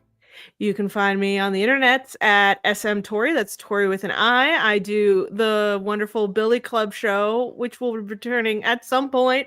It will, I promise. It will. It Talking about definitely will. Daredevil. No. We've got a million things. And, you can find me making art at kidridecomics.com, all over this channel, hanging out with my buddies. See you out there, friends. Stay safe. Yeah. Well, we love you. Wait, who's my, let's see now. I'm going to do my Echo Golden Girls. Who do I want to see? I want to see Uncle Henry be the slut because he's so handsome. I want to see, we got to have Chula in there, obviously. Who's our dumb one? That's Biscuits. And then I guess our average one is, let's go with Maya. She seems cranky and sarcastic enough. I love this. I keep thinking like bigger picture Marvel universe. Like I keep putting Wanda as Rose, and she's all like, Wanda? Yeah, because she gets that look, and that's very Rose. Yeah. I love sure. Echo for Sophia. My slut is definitely Tosh because I know what the fuck's up. I'm awake. And I think there's only one Dorothy in the entire Marvel universe, and that is Pepper motherfucking Potts. And she is not here to clean up your shit, but she'll tell you why you need to clean up your own shit. And I can't think of anything I would love more. So Tori, it has been such a dream come true to have you with us for this, and we can't wait till Wednesday when we get to have you with us even more. And until we get to talk to you about your drag race journey someday, we'll see you soon. Oh, well, bye, kids. Have fun. Sachet, etc. Shante, you stay. Oh, But she didn't. Oh, okay. Well, Jesus, gross. So, do either of you two want to roll right into our game, or do you have your fabulous foursomes ready? I did one already. Teak, do you have one ready, or do you want to keep us rolling? Do we want to do our brat game? I feel like Agatha is a Sophia. Oh, what a great call. I didn't even consider that. And she's got that baller show coming up. I'm so excited. I would have said Blanche, but I'm down. Yeah, no, Agatha I think Agatha is a Sophia. I think the person who was in the various sitcoms was often a Blanche. But that was just what she was playing to be in Wanda's sitcom world. Agatha Harkness is definitely a Sophia. I think I do like Monica for a Dorothy. She is a no bullshit queen. I think I could do Monica or Carol as a Dorothy. And then I like Kamala as a Rose, not because she is a Rose in terms of her personal vibe, but because being the younger friend often makes you the kind of sillier, goofier one, just by default. And then who's a Blanche? They do not let the women be horny enough. No, because that's the thing. Jen is horny, but she's not a Blanche. Yeah. It would maybe be Jessica Jones. That would be that would be a weird, funny one to add to the mix. Yeah, because there's like a bit of a connection between the other three. And then Blanche as their Jessica Jones as their Blanche. Yeah. I also love an angry, violent take on Blanche. Like, if you just make Blanche Devereaux angry and violent, yeah, there's definitely some Jessica Jones there. I like that. Yeah. Yeah, that's my crew. So it's Monica is Dorothy, Kamala is Rose, Agatha is Sophia, and Jessica Jones is Blanche. And I think they would have a lot of fun. Those are my girls. Well, I said my one for the Marvels, and I wanted to do one that was witches, but now I am realizing we don't know enough witches yet. Yeah, we don't yet know enough witches. We like barely know enough in the bigger Marvel universe. If you put in even if you put in the other shows, like you only get Nico Minoru from Runaways. They don't really do they do the Darkhold in Agents of S.H.I.E.L.D., but there's no witches. Mm-hmm. And you could do Damon Hellstrom's sister, Satana. That would be your other. Yeah, we just don't know enough. But now I was thinking, because you did Jess as Blanche, about just Netflix Defenders Golden Girls and Colleen as her Dorothy, because she's definitely someone that I wish I'd brought up at the top of the episode as a character that I definitely want to see a resurgence of from the Netflix verse. She's someone whose name comes up a lot in headlines as having talked about Marvel, which I find very interesting. So that to me even says that there is interest. We loved her. We thought she was one of the best part of Iron Fist. Well, yeah. I think that's part of what has made the Ooh. Marvel Universe such a big place to talk about, with so many voices, with so many people. I love that you guys talked about when you're talking about She-Hulk, and I'm sorry I just wasn't here to respond. But yeah, She-Hulk gets horny on Maine in a really interesting way. It's a humanizing thing, and I think that's part of what we're responding to. So many of the characters we're talking about are the characters that have more human traits than, let's say, a Captain America. Yeah. So I really loved that conversation. Also, Tori, Valkyrie as Blanche. Queen Blanche, yes, please. It's all she cares about. So I think if Blanche were Valkyrie, you would wind up with Margot from The Magicians. interesting. I think that is that intersection. So Fillory forever, you guys. Let's do it. We have a very exciting game lined up, and I can't wait to play it. We're going to talk a little bit about the history and the future of Marvel Television by taking a look at a show from the Defender saga, maybe with a couple of extra ones added in to hit 8, and compare it to a later Marvel Disney Plus TV show. I wanted to think about the right way to put it. I think they're all technically Disney Plus, and talk a little bit about which one had a greater impact on the future of the Marvel Universe. Not which one did we like more or which one was better, both valid questions, and we've answered those 1,000 times, and I'm sure we will as we answer these. But talking a little bit about which one more shaped the future of the Marvel Universe. And I'm pretty excited to brack up some tiering.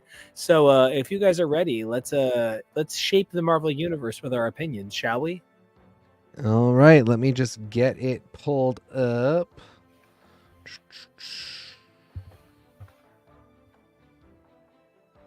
Do this for now. Look at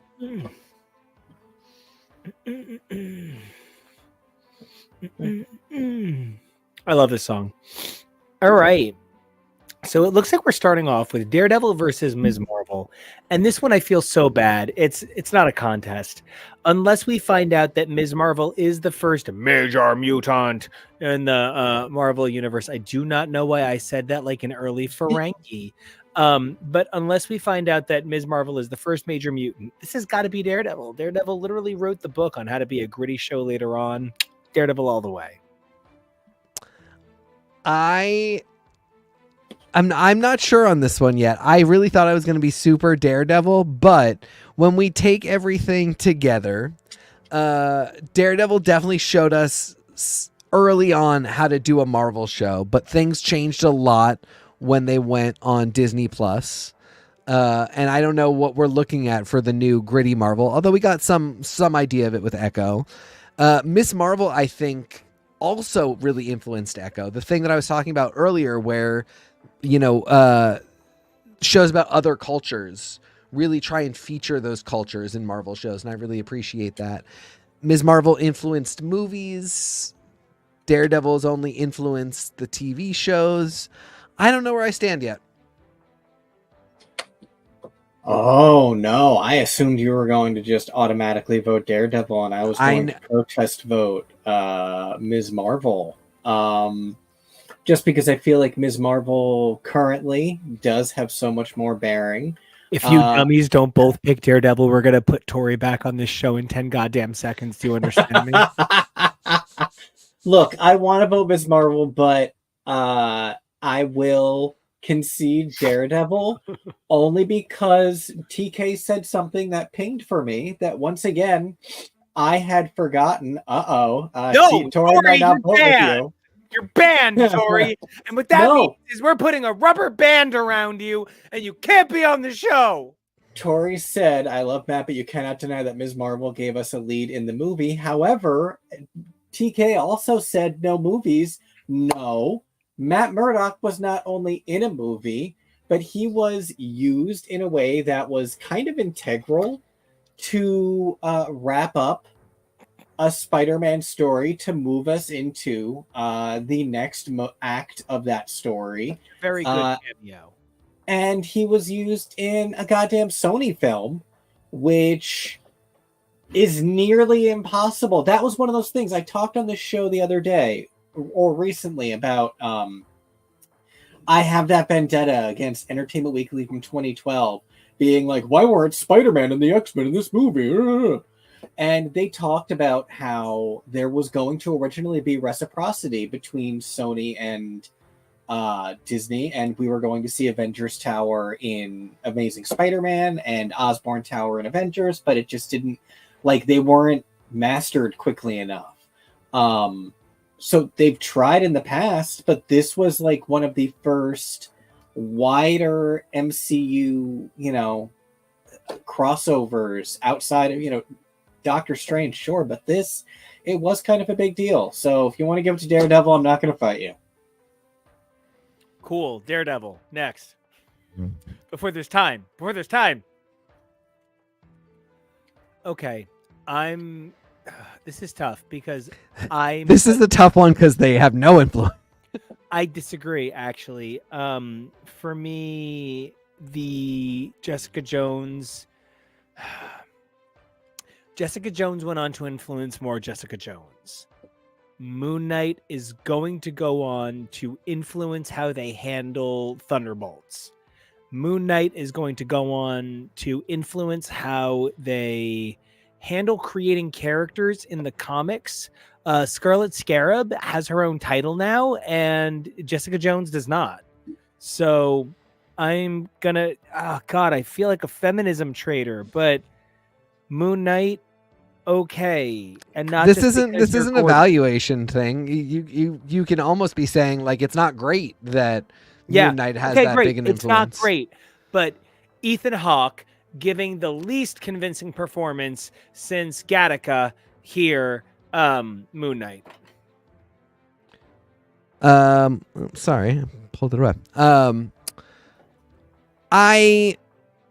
I guess I agree. Really, just again, it's not a value thing. I think they have not, unfortunately, listened to the lessons of Jessica Jones. But I think it's Moon Knight.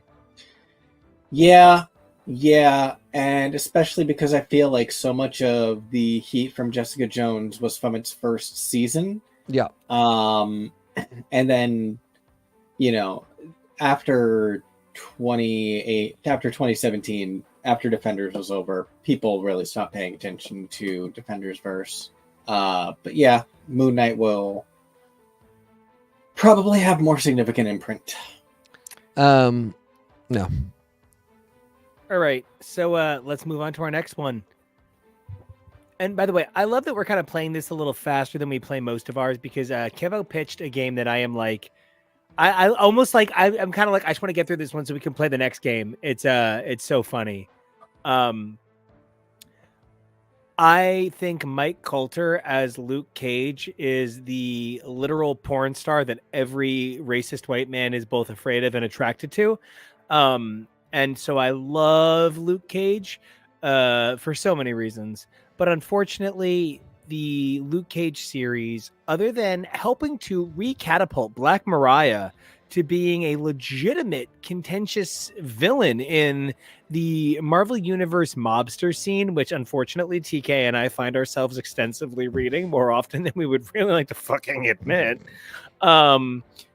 he's had no impact, and Mike Coulter himself has made a lot of kind of disparaging comments about the possibility of his future inclusions in the Marvel Universe. So this one's got to be What If, which is great and a lot of fun and has inspired a dozen Lego sets, but it's just not going to be Luke Cage here, unfortunately. Yeah, I do have to give this one to What If. I wish it weren't so, especially now that we're saying that the Defenders versus canon. I feel like the big reason a lot of these are going to come out Marvel is because for a while we were just told that these shows don't have anything to do with anything. But the style of the Defenders verse really influenced Hawkeye. It's just I can't point to a particular show that encapsulates that. Yeah, I am a huge Luke Cage defender. A lot of people are more critical of it than I am. I even like the second season. I feel like there was still a lot of merit to it. Maybe a lot of that was more Misty than it was Luke. I don't know. I really enjoyed white splaining to other white people Basquiat. So that basically, was a good feeling. Bring back Misty in a What If, and we'll be square. That wasn't just Misty Knight. That was Misty Knight reimagined in a way that worked, for my sake, really well. Oh God, this was a great pair. Okay. John Barenthal as Punisher is a dream come true. The guy is very handsome. He made some comments at a convention we were at that he knows how important the Punisher is to certain members of law enforcement, which makes me very happy that the Punisher is now dead and replaced by a different Punisher in Marvel Comics. And he gets to be in Weird World, which is kind of the dream. Good for him. That all said, inevitably, Falcon and Winter Soldier is going to be the show. I think I want you to flash to the end of Clueless. It's that level of tenderness that they show for Bucky in Winter Soldier. Not only has gone on to define the character in the comics in just 2.5 years, but has gone on to define how they soften male characters in the Marvel Cinematic Universe. I'm very grateful to Wyatt Russell for his part in the Monsterverse. Monarch. And so, the Falcon and Winter Soldier, it didn't just impact the Marvel Cinematic Universe with an upcoming Captain America 4, but it's impacted the universe at large. And Punisher is pretty much just on my AO3 list still. So I think this one's got to go to Falcon Winter Soldier. Yeah, I feel like my biggest complaint about Falcon and the Winter Soldier is that it was a bit too long for the villain being a bit thin, which we know there's behind the scenes stuff that affected that. Whereas the Punisher, we didn't even get to season 2 because season 1 was a little bit too much. Yeah, I might fuck your wife. And that was weird. You can't fuck my wife. My dick's way too big. Look at it. No, look at it. That was actionable to do to the audience. Yes. Yep, I'm on team Falcon and Winter Soldier here. These are two shows, neither of which I super loved. But yeah, John Barenthal does not understand the Punisher in the same way that I do. That really worries me because he says that he's doing everything he can to come back.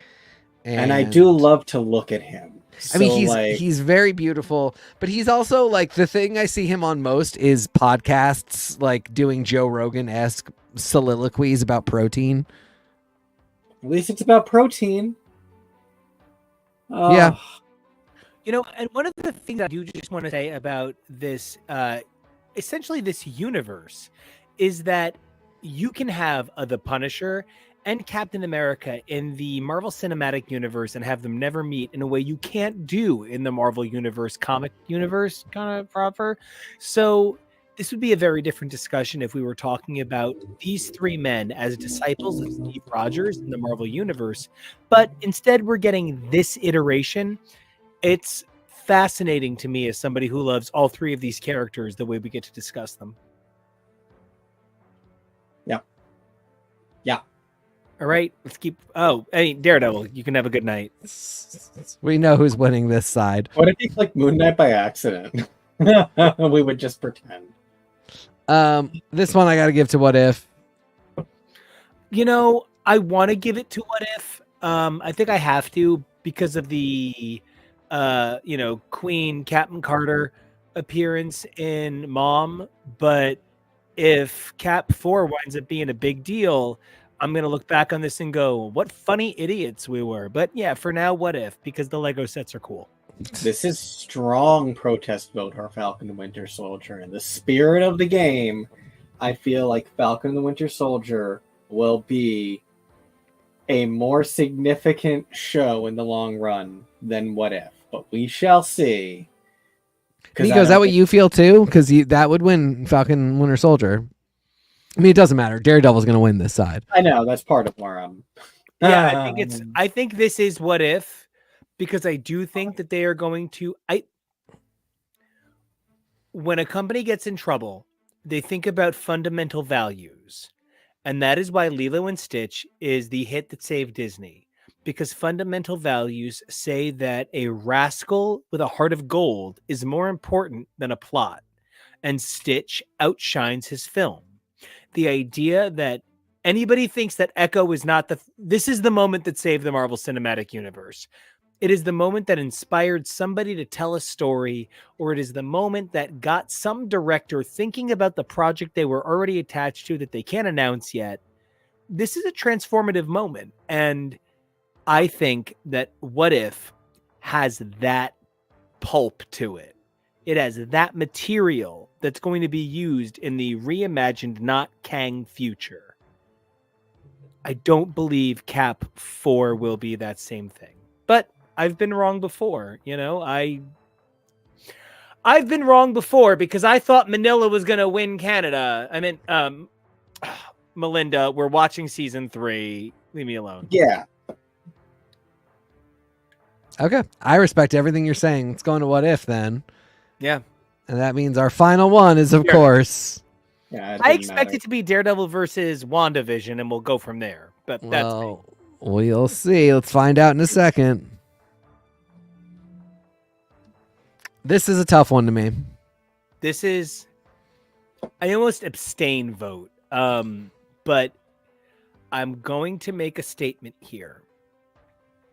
Echo is a beautiful tribute to the things that came before it that re-encapsulates the identity of grit in the Marvel Universe for a more sanitized version of TVMA. She-Hulk was brave. She-Hulk was daring. She-Hulk shocked me with its humor.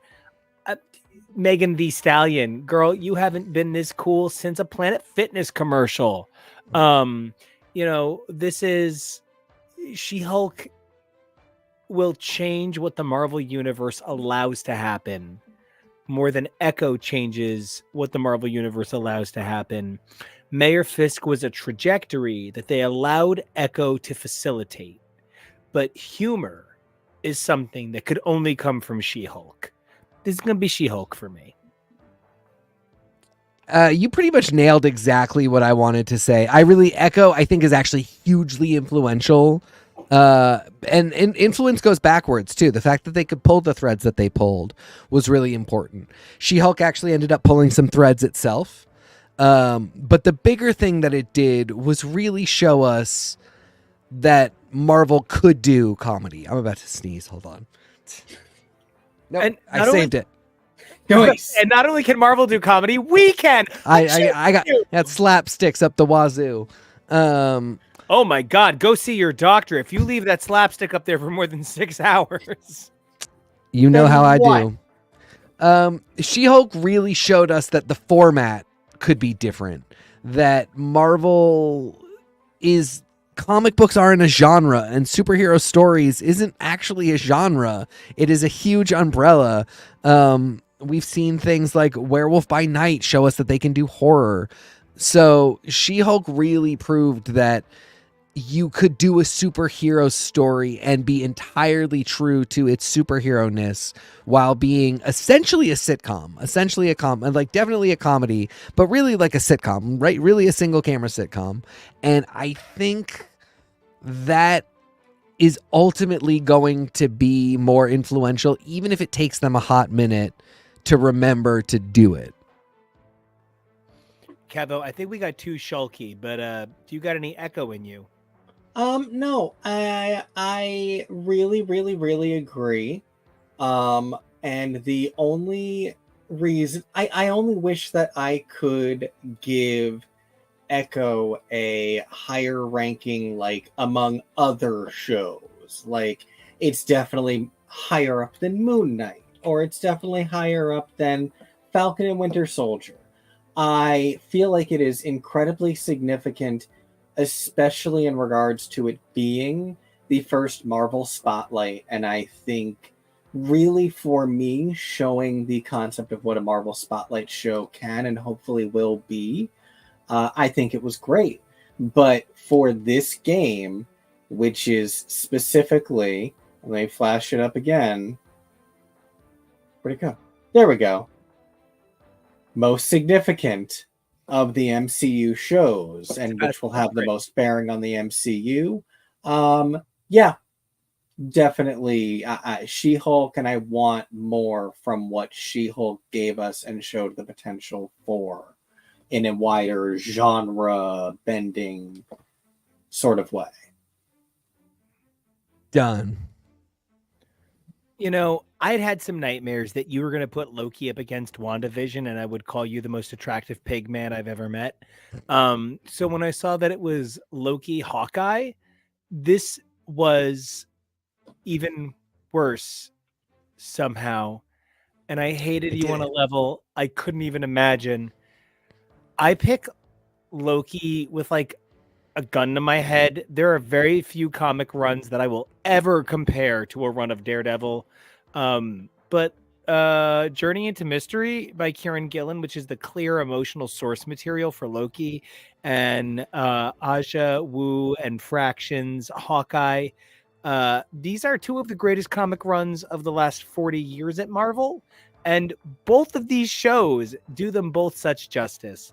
I pick Loki because I enjoyed Hawkeye. I sobbed uncontrollably like I wasn't some big mean dumb top blah blah blah during Loki. I love Loki. It is a show that literally reshaped the fabric of the Marvel universe on a mystic level. You just can't beat that. It's literally written into the fucking show. Hawkeye gave us Rogers the musical. Loki changed the world tree. Can't beat that. I'm voting for Hawkeye. I basically agree with you. Fucking guy. I basically agree with you, but I don't trust that it's actually going to pan out. Where we've already seen Hawkeye give birth to Echo, give us the next step for Yelena, who's now going on to Thunderbolts. We're going to see Haley Steinfeld in some kind of new Avengers thing. Preferably in a music video. This is all panning out more to me. So I think it is Hawkeye as of today. My hope is that it's Loki in the long run, but that's really a time's going to tell thing. Kevo, what are we doing? We splitting this baby in half? You voted Loki. Nico voted Loki. I voted Hawkeye.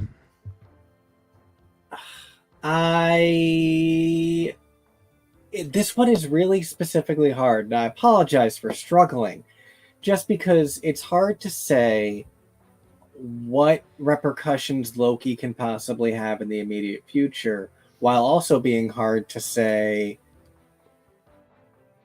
are we going to see Kate and Kamala again? Are we going to see Yelena in Thunderbolts actually anytime soon? And how significant is that going to end up being?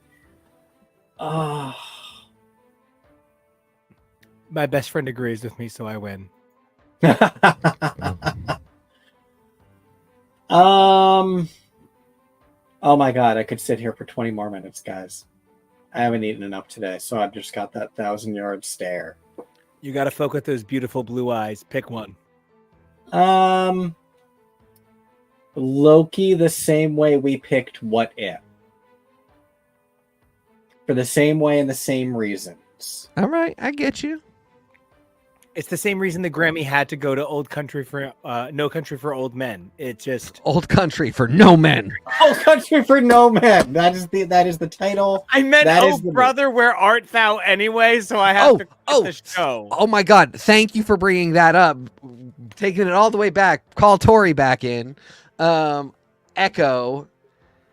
One of my favorite songs of all time. It moves me in a way nothing has ever moved me in my life. I can't say why. Down in the River to Pray by Alison Krauss. Oh my God. What an unbelievable. I sat there singing it, crying in bed. I couldn't even sing. I was crying too much.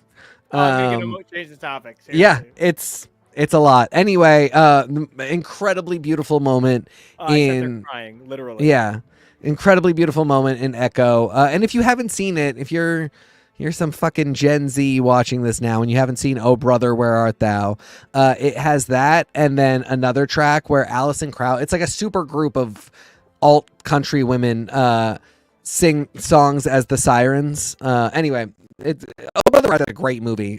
Go watch that. A movie elevated by a perfect soundtrack. And it's like weirdly in sepia tone, right? No, It's Is that just the trailer? yes, It looks like it's but brown. it is a strangely directed film. For it sure. is strangely directed. Anyway, it's great. It's great in Echo, so that's fine. Now, this is a good example of neither of them had any influence. Oh, I disagree completely. Secret Invasion literally told us stop worrying about those things ever again. This botched it. You will never need to worry about those things again. Iron Fair. Fist said, "Hey, these cool things don't know. Keep looking at me." Oh no. I'll do a dance for you. So Iron Fist never got it up. The sex never started. Secret Invasion told you the sex is horrible and it is never happening again. But it was the person that asked you if they could do sex on you. Yes, which is why they killed Colby Smulders. I hate when I'm having sex with Samuel L. Jackson and Colby Smulders explodes on top of me. Just And, murdered. So wait, which one are we going with Oh, here? Secret Invasion. Secret Invasion told Marvel which threads to drop in a way that Iron Fist did not give them the hint. Okay. Yes, I really get that. Because even some of the best things about Iron Fist are very clearly like straws they were clutching at in desperation. Yes. That weird ending with Danny as the Iron Fist gunslinger partnered with Ward, while Colleen was also half an Iron Fist with her sword. Like, all of that stuff was so bizarre, and then we'll never see anything of it ever again. Give me Orson Randall or fall off a bridge. So yeah, whereas Secret Invasion was kind of like giving the finger to everything.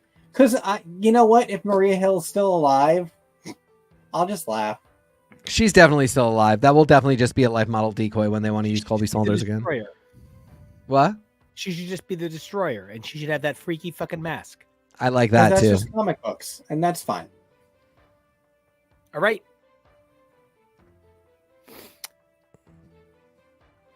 Oh, WandaVision. I think WandaVision literally is the blueprint for all cerebral comic book stories going forward that aren't Daredevil. I feel really bad saying it, but nobody looks at Avengers and goes, wow, I'm smart. People look at Daredevil and WandaVision and go, no, I'm really smart and you should feel stupid. I drink at really cool bars. You can smell the alcohol there. It's all aerated. WandaVision v Defenders. This is a joke. WandaVision.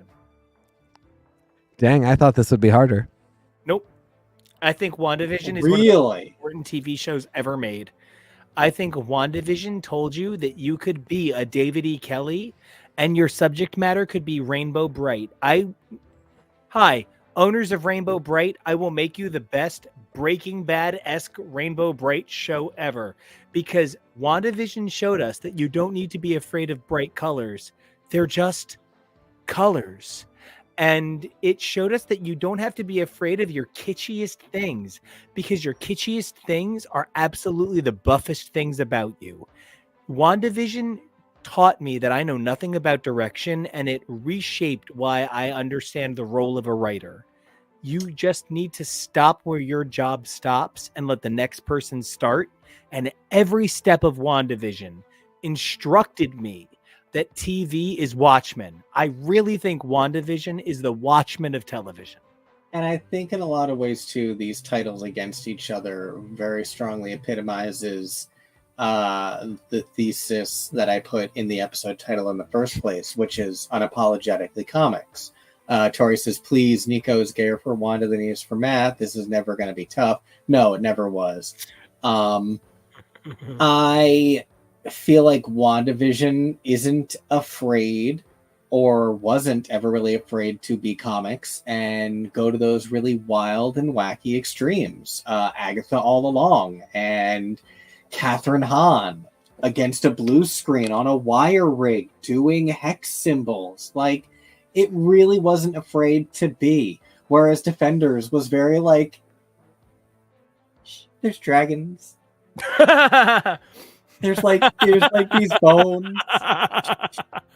Madame Gao being like, but not those kinds of dragons. No, it's energy. It's not magic. It's magic, but shh.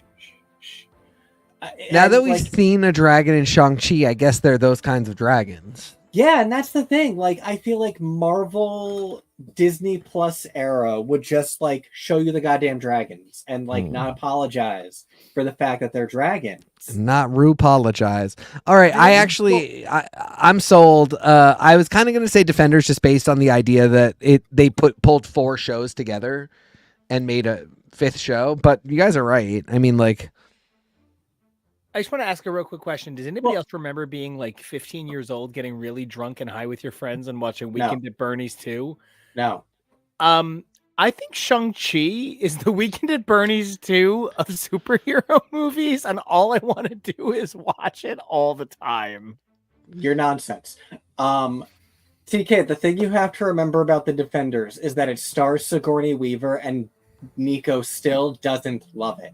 I know. I mean, I'm in the same boat. It's very difficult, but I really hope that they bring her back. I'm like kind of being facetious, but also the biggest one I can't lose is Madame Gao.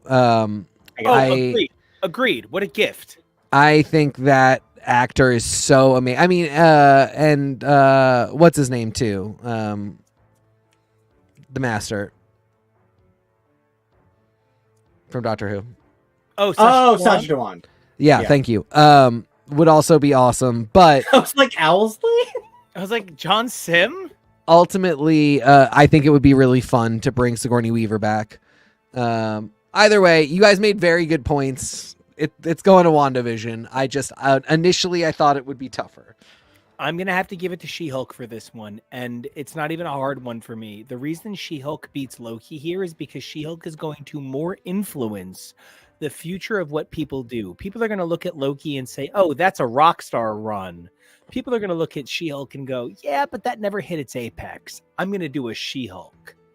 She-Hulk, 1,000%. That basically is exactly my argument as well. Yeah. Yep. Loki is inimitable, but She-Hulk was not given the room to run, and she deserved it. Loki is weirdly flash in the pan too, because it what? No, I go. No, Loki's the Breaking Bad of comic book shows. Why is that? That's it can still be that. What my point was that like Loki only got 2 seasons, and the success, especially of the first season, was kind of I don't think is very recreatable. So it's difficult for it to be an influence because I think if people try and do what Loki did, it won't be successful. I agree. Where I think there's a lot of notes from, like you could take a lot of the She-Hulk format and humor and elevate it and put it in New York at ESU, and you will have the best Squirrel Girl show any comic book fan could ask for. And so, I think that they should just give Squirrel Girl to, and now I'm forgetting the name of the channel, superfan and major contributor Jonah loves it, and Dropout? Smosh. Oh Smosh and Dropout. Like those sorts of channels should be the people writing a Squirrel Girl show. And while Loki did a lot of really amazing artistic prestige things, She-Hulk took a lot of bigger swings in terms of having stuff like the Porcupine or the Matador or Mr. Miracle, was that his name? Whichever the Great Lakes Avenger guy who fell from the window, like Mr. Immortal. Like, Mr. Immortal, one of the greatest Avengers of all time. I can't even but get like that's what She-Hulk was doing. Loki did a lot of really cool stuff, but not really cool Marvel stuff. And so that's why I give it to She-Hulk. And just the fact that Mobius is essentially its own iteration in the MCU. It's so different from somebody like Pug being his own iteration in the MCU. It's just not the same weight of character. As far as Secret Invasion versus WandaVision, this is kind of a no-brainer. I'm so sorry. Samuel L. Jackson, I think you did a beautiful job shepherding and leading your own Marvel show. This is an incredible creature, but it is nothing compared to the body of work that is WandaVision, which is 9 episodes that really transformed what people thought that a comic book TV show could be. The critical acclaim, the Emmy nominations, it really was a different story. And it is so thanks to both Elizabeth Olsen and Catherine Hahn delivering unforgettable parallel performances that really transformed what we thought about these actresses and elevated them on so many platforms. Couldn't agree more. There's another universe where Secret Invasion was the really influential thing. Great universe.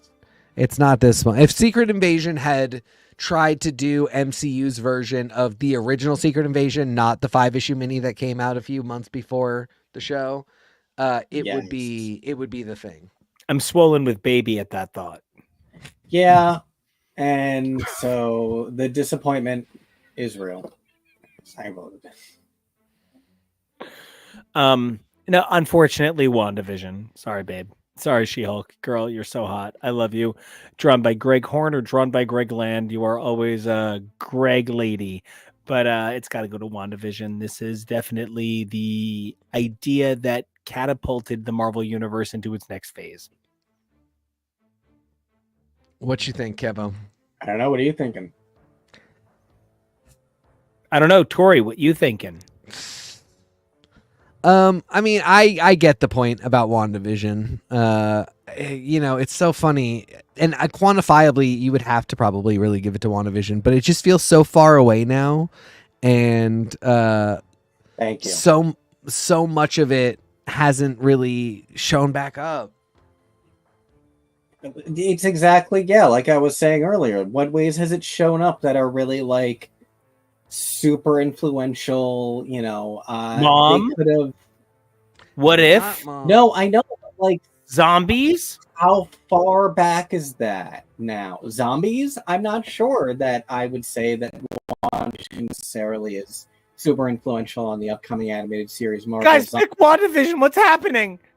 I'm just not necessarily. I'm not easily giving it to WandaVision with no fight. That's all. This is what I'm saying. Kevin and I are on the same page about this. Back to the exact point that I made about She-Hulk earlier, which is what swings did WandaVision take that were as big as She-Hulk in terms of really putting itself on the line. There was a Wolverine reference as an Easter egg in She-Hulk. What did WandaVision have? Sword. That's already closed. I think they tripped over an ottoman like he was Dick Van Dyke, but an android. Right, beautiful art. The same way I said that Loki was prestige art. But what has stronger bearing on the significance of the future of the MCU at this point? You'll both look like fools. We haven't voted anything. You can. Yep. Are you? I'm just being performative. Honestly, I do understand the argument that She-Hulk is a humongous influence on the future of the X-Men. And I do not know that there could be the Marvels without both She-Hulk and WandaVision. Obviously, WandaVision so heavily contributed by virtue of Monica. But I do think one of the things that She-Hulk gave us is a sense of whimsy that allowed for something like that end credits sequence that, and absolutely to Tori's credit, Evan Peters appearing in WandaVision, that bigger picture of the Foxverse appearing in WandaVision. I don't know. Okay, maybe, fine. Well, and I have a bigger question. WandaVision. I picked WandaVision. I was right in the first place. I have a bigger question too, because I see this is the end of this bracket. So are these two duking it out for the potential for gold against Daredevil, or is this silver and bronze anyway? Is also a question that I would love us to know, because we're down to our top three. I know Jen Walters personally, and she always tells me that bronze is her favorite color. Pick so one. Kevo, I like that. When we finish this up, we will have a top 4, and I would love to take a second to rank them. But yeah, this is the whatever wins this goes up against Daredevil. So is anything winning against Daredevil at the end of the day? Kind of same question as before. Yeah, no, I don't think. Well, actually, that's not true. If you put WandaVision up there, I would vote for WandaVision over Daredevil. That's my point. It should be WandaVision versus Daredevil. That's the ending I want. I'm Wanda. Give me what I want. That's what I started the fucking episode Oh with. my God! Give the prince his psychos! candy. Give the prince his candy. Give the prince his candy. There you go. And I said it. I said it before, so I'm saying it now. My vote is for WandaVision. Get in, losers. We're going shopping. The answer is Daredevil. See, and now you're against each other anyway God. because he says Daredevil. All I wanted was to go to a death match with my partner and have it decided by another partner. That's all I fucking wanted. All right. God, Well, Kevo. So hard. Well, Reverend Tom, is this WandaVision your final vote then? Is this Daredevil versus WandaVision? Which I am fascinated by that being Tasty Cake's vote. If that This is Daredevil versus WandaVision. My vote is definitely for WandaVision. And I am at peace with however this turns out.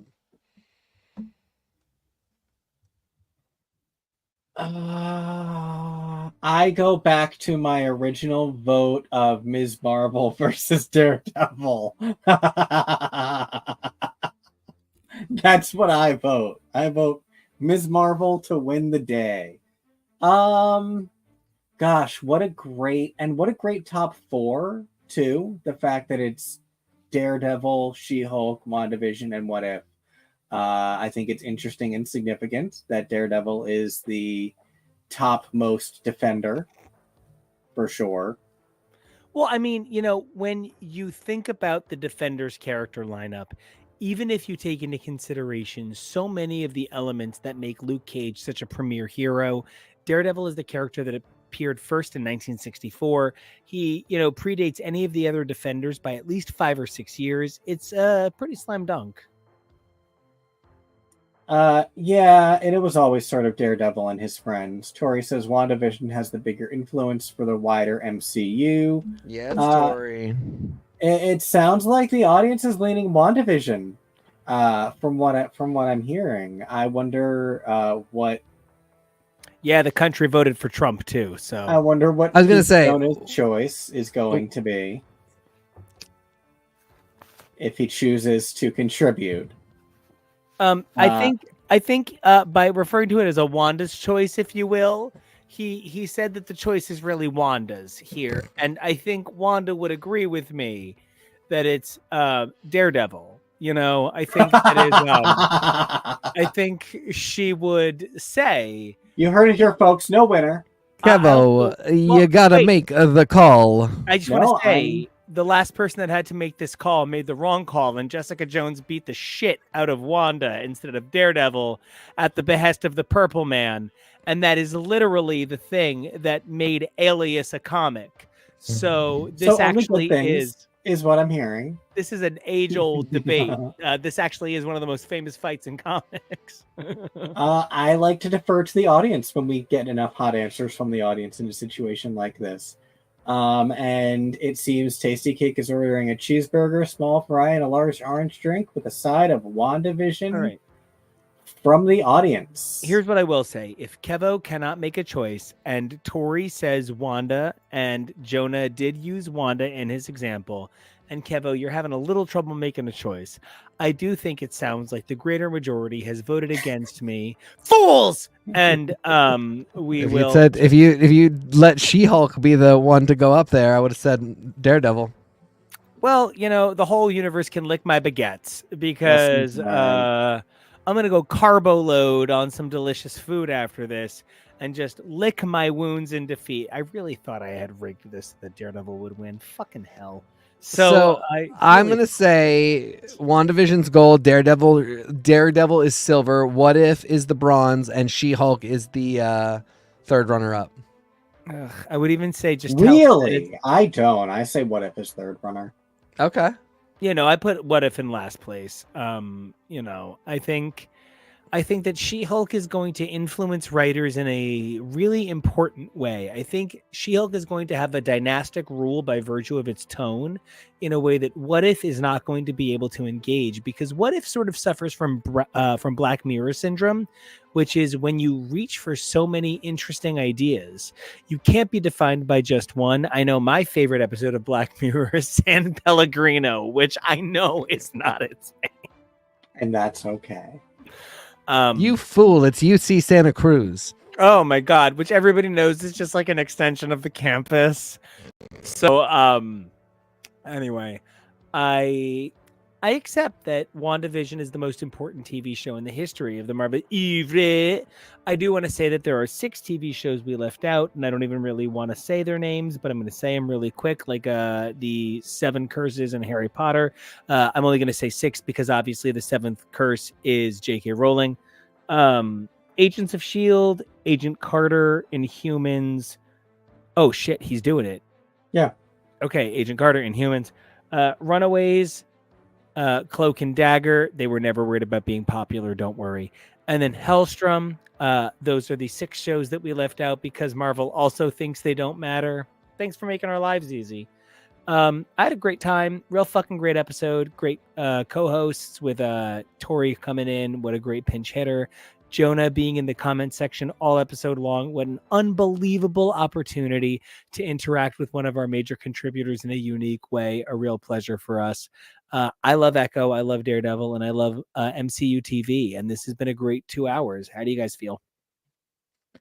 I was so happy to talk with you guys about Echo. I had so much fun. And I loved the bracket too. But getting to also have Tori on. We haven't had Tori on in far too long. Way too long.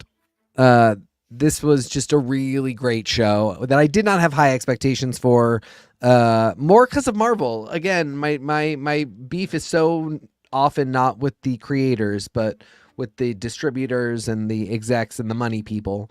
And this time around, everybody did their job right. And my hope is that it's a sign of maybe some good things to come. Heck yeah. All right, guys. Well, until tomorrow, we come back to talk about the wrong drag race elimination. Wrong choice. Although the bottom 2 was the wrong bottom 2. I don't want to talk about it. No, tomorrow I want to talk about it. We will talk about it.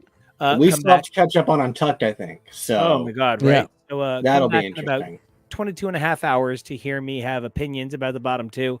But until then, man, this was such a blast. Kevo, where can everybody find you online, producing the most beautiful show with the most unbelievable graphics, videos, and audio? You craft this show so perfectly. I am so grateful to all of your unbelievable production work. Where can everybody find you on the interwebs doing this? Thanks. I try. I love doing it. And I'm glad we got to talk about this show. It was a lot of fun. I am excited about whatever is coming next. And you can find me over on the socials at Kevoreally. That's Kevoreally. Teak, where can the folks at home find you, sir? Wait, hold on. What? I'm Miley Cyrus. I need to give him his flowers. TK, one of the things that this show always lacked was the voice of a director. I can write as much as I want, but I don't know how to give this voice any kind of vision. And Kevo is director of photography or cinematographer or whatever the fuck we're calling it now. Thanks. But without a director to really focus this vision, without somebody to say, no, that's 4.5 hours of script and we have about 2 hours and 28 minutes. Shut the fuck up. This show just wouldn't exist. And I just, we always give Kevo the praise for being the director of photography, but I just want to make sure that your voice for being director is shined on, because it really does make the show what it is. And, we're always so grateful for the unique voice that you bring us. Well, thank you. That is very sweet. And I would direct you over to TK Elemental if you want to talk to me about anything. Show founder and all around extraordinary artiste and musician. Wait, hold on. I could probably describe myself a little bit better. So I think no one's gonna give Nico flowers better than Nico.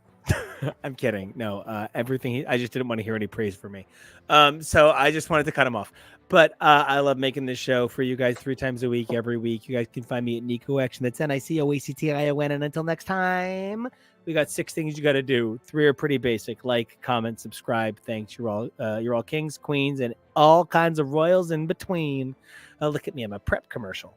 And then the other 3 things I need you guys to do. Number 1, stay safe. The world's kind of spooky, but I know you guys can beat it.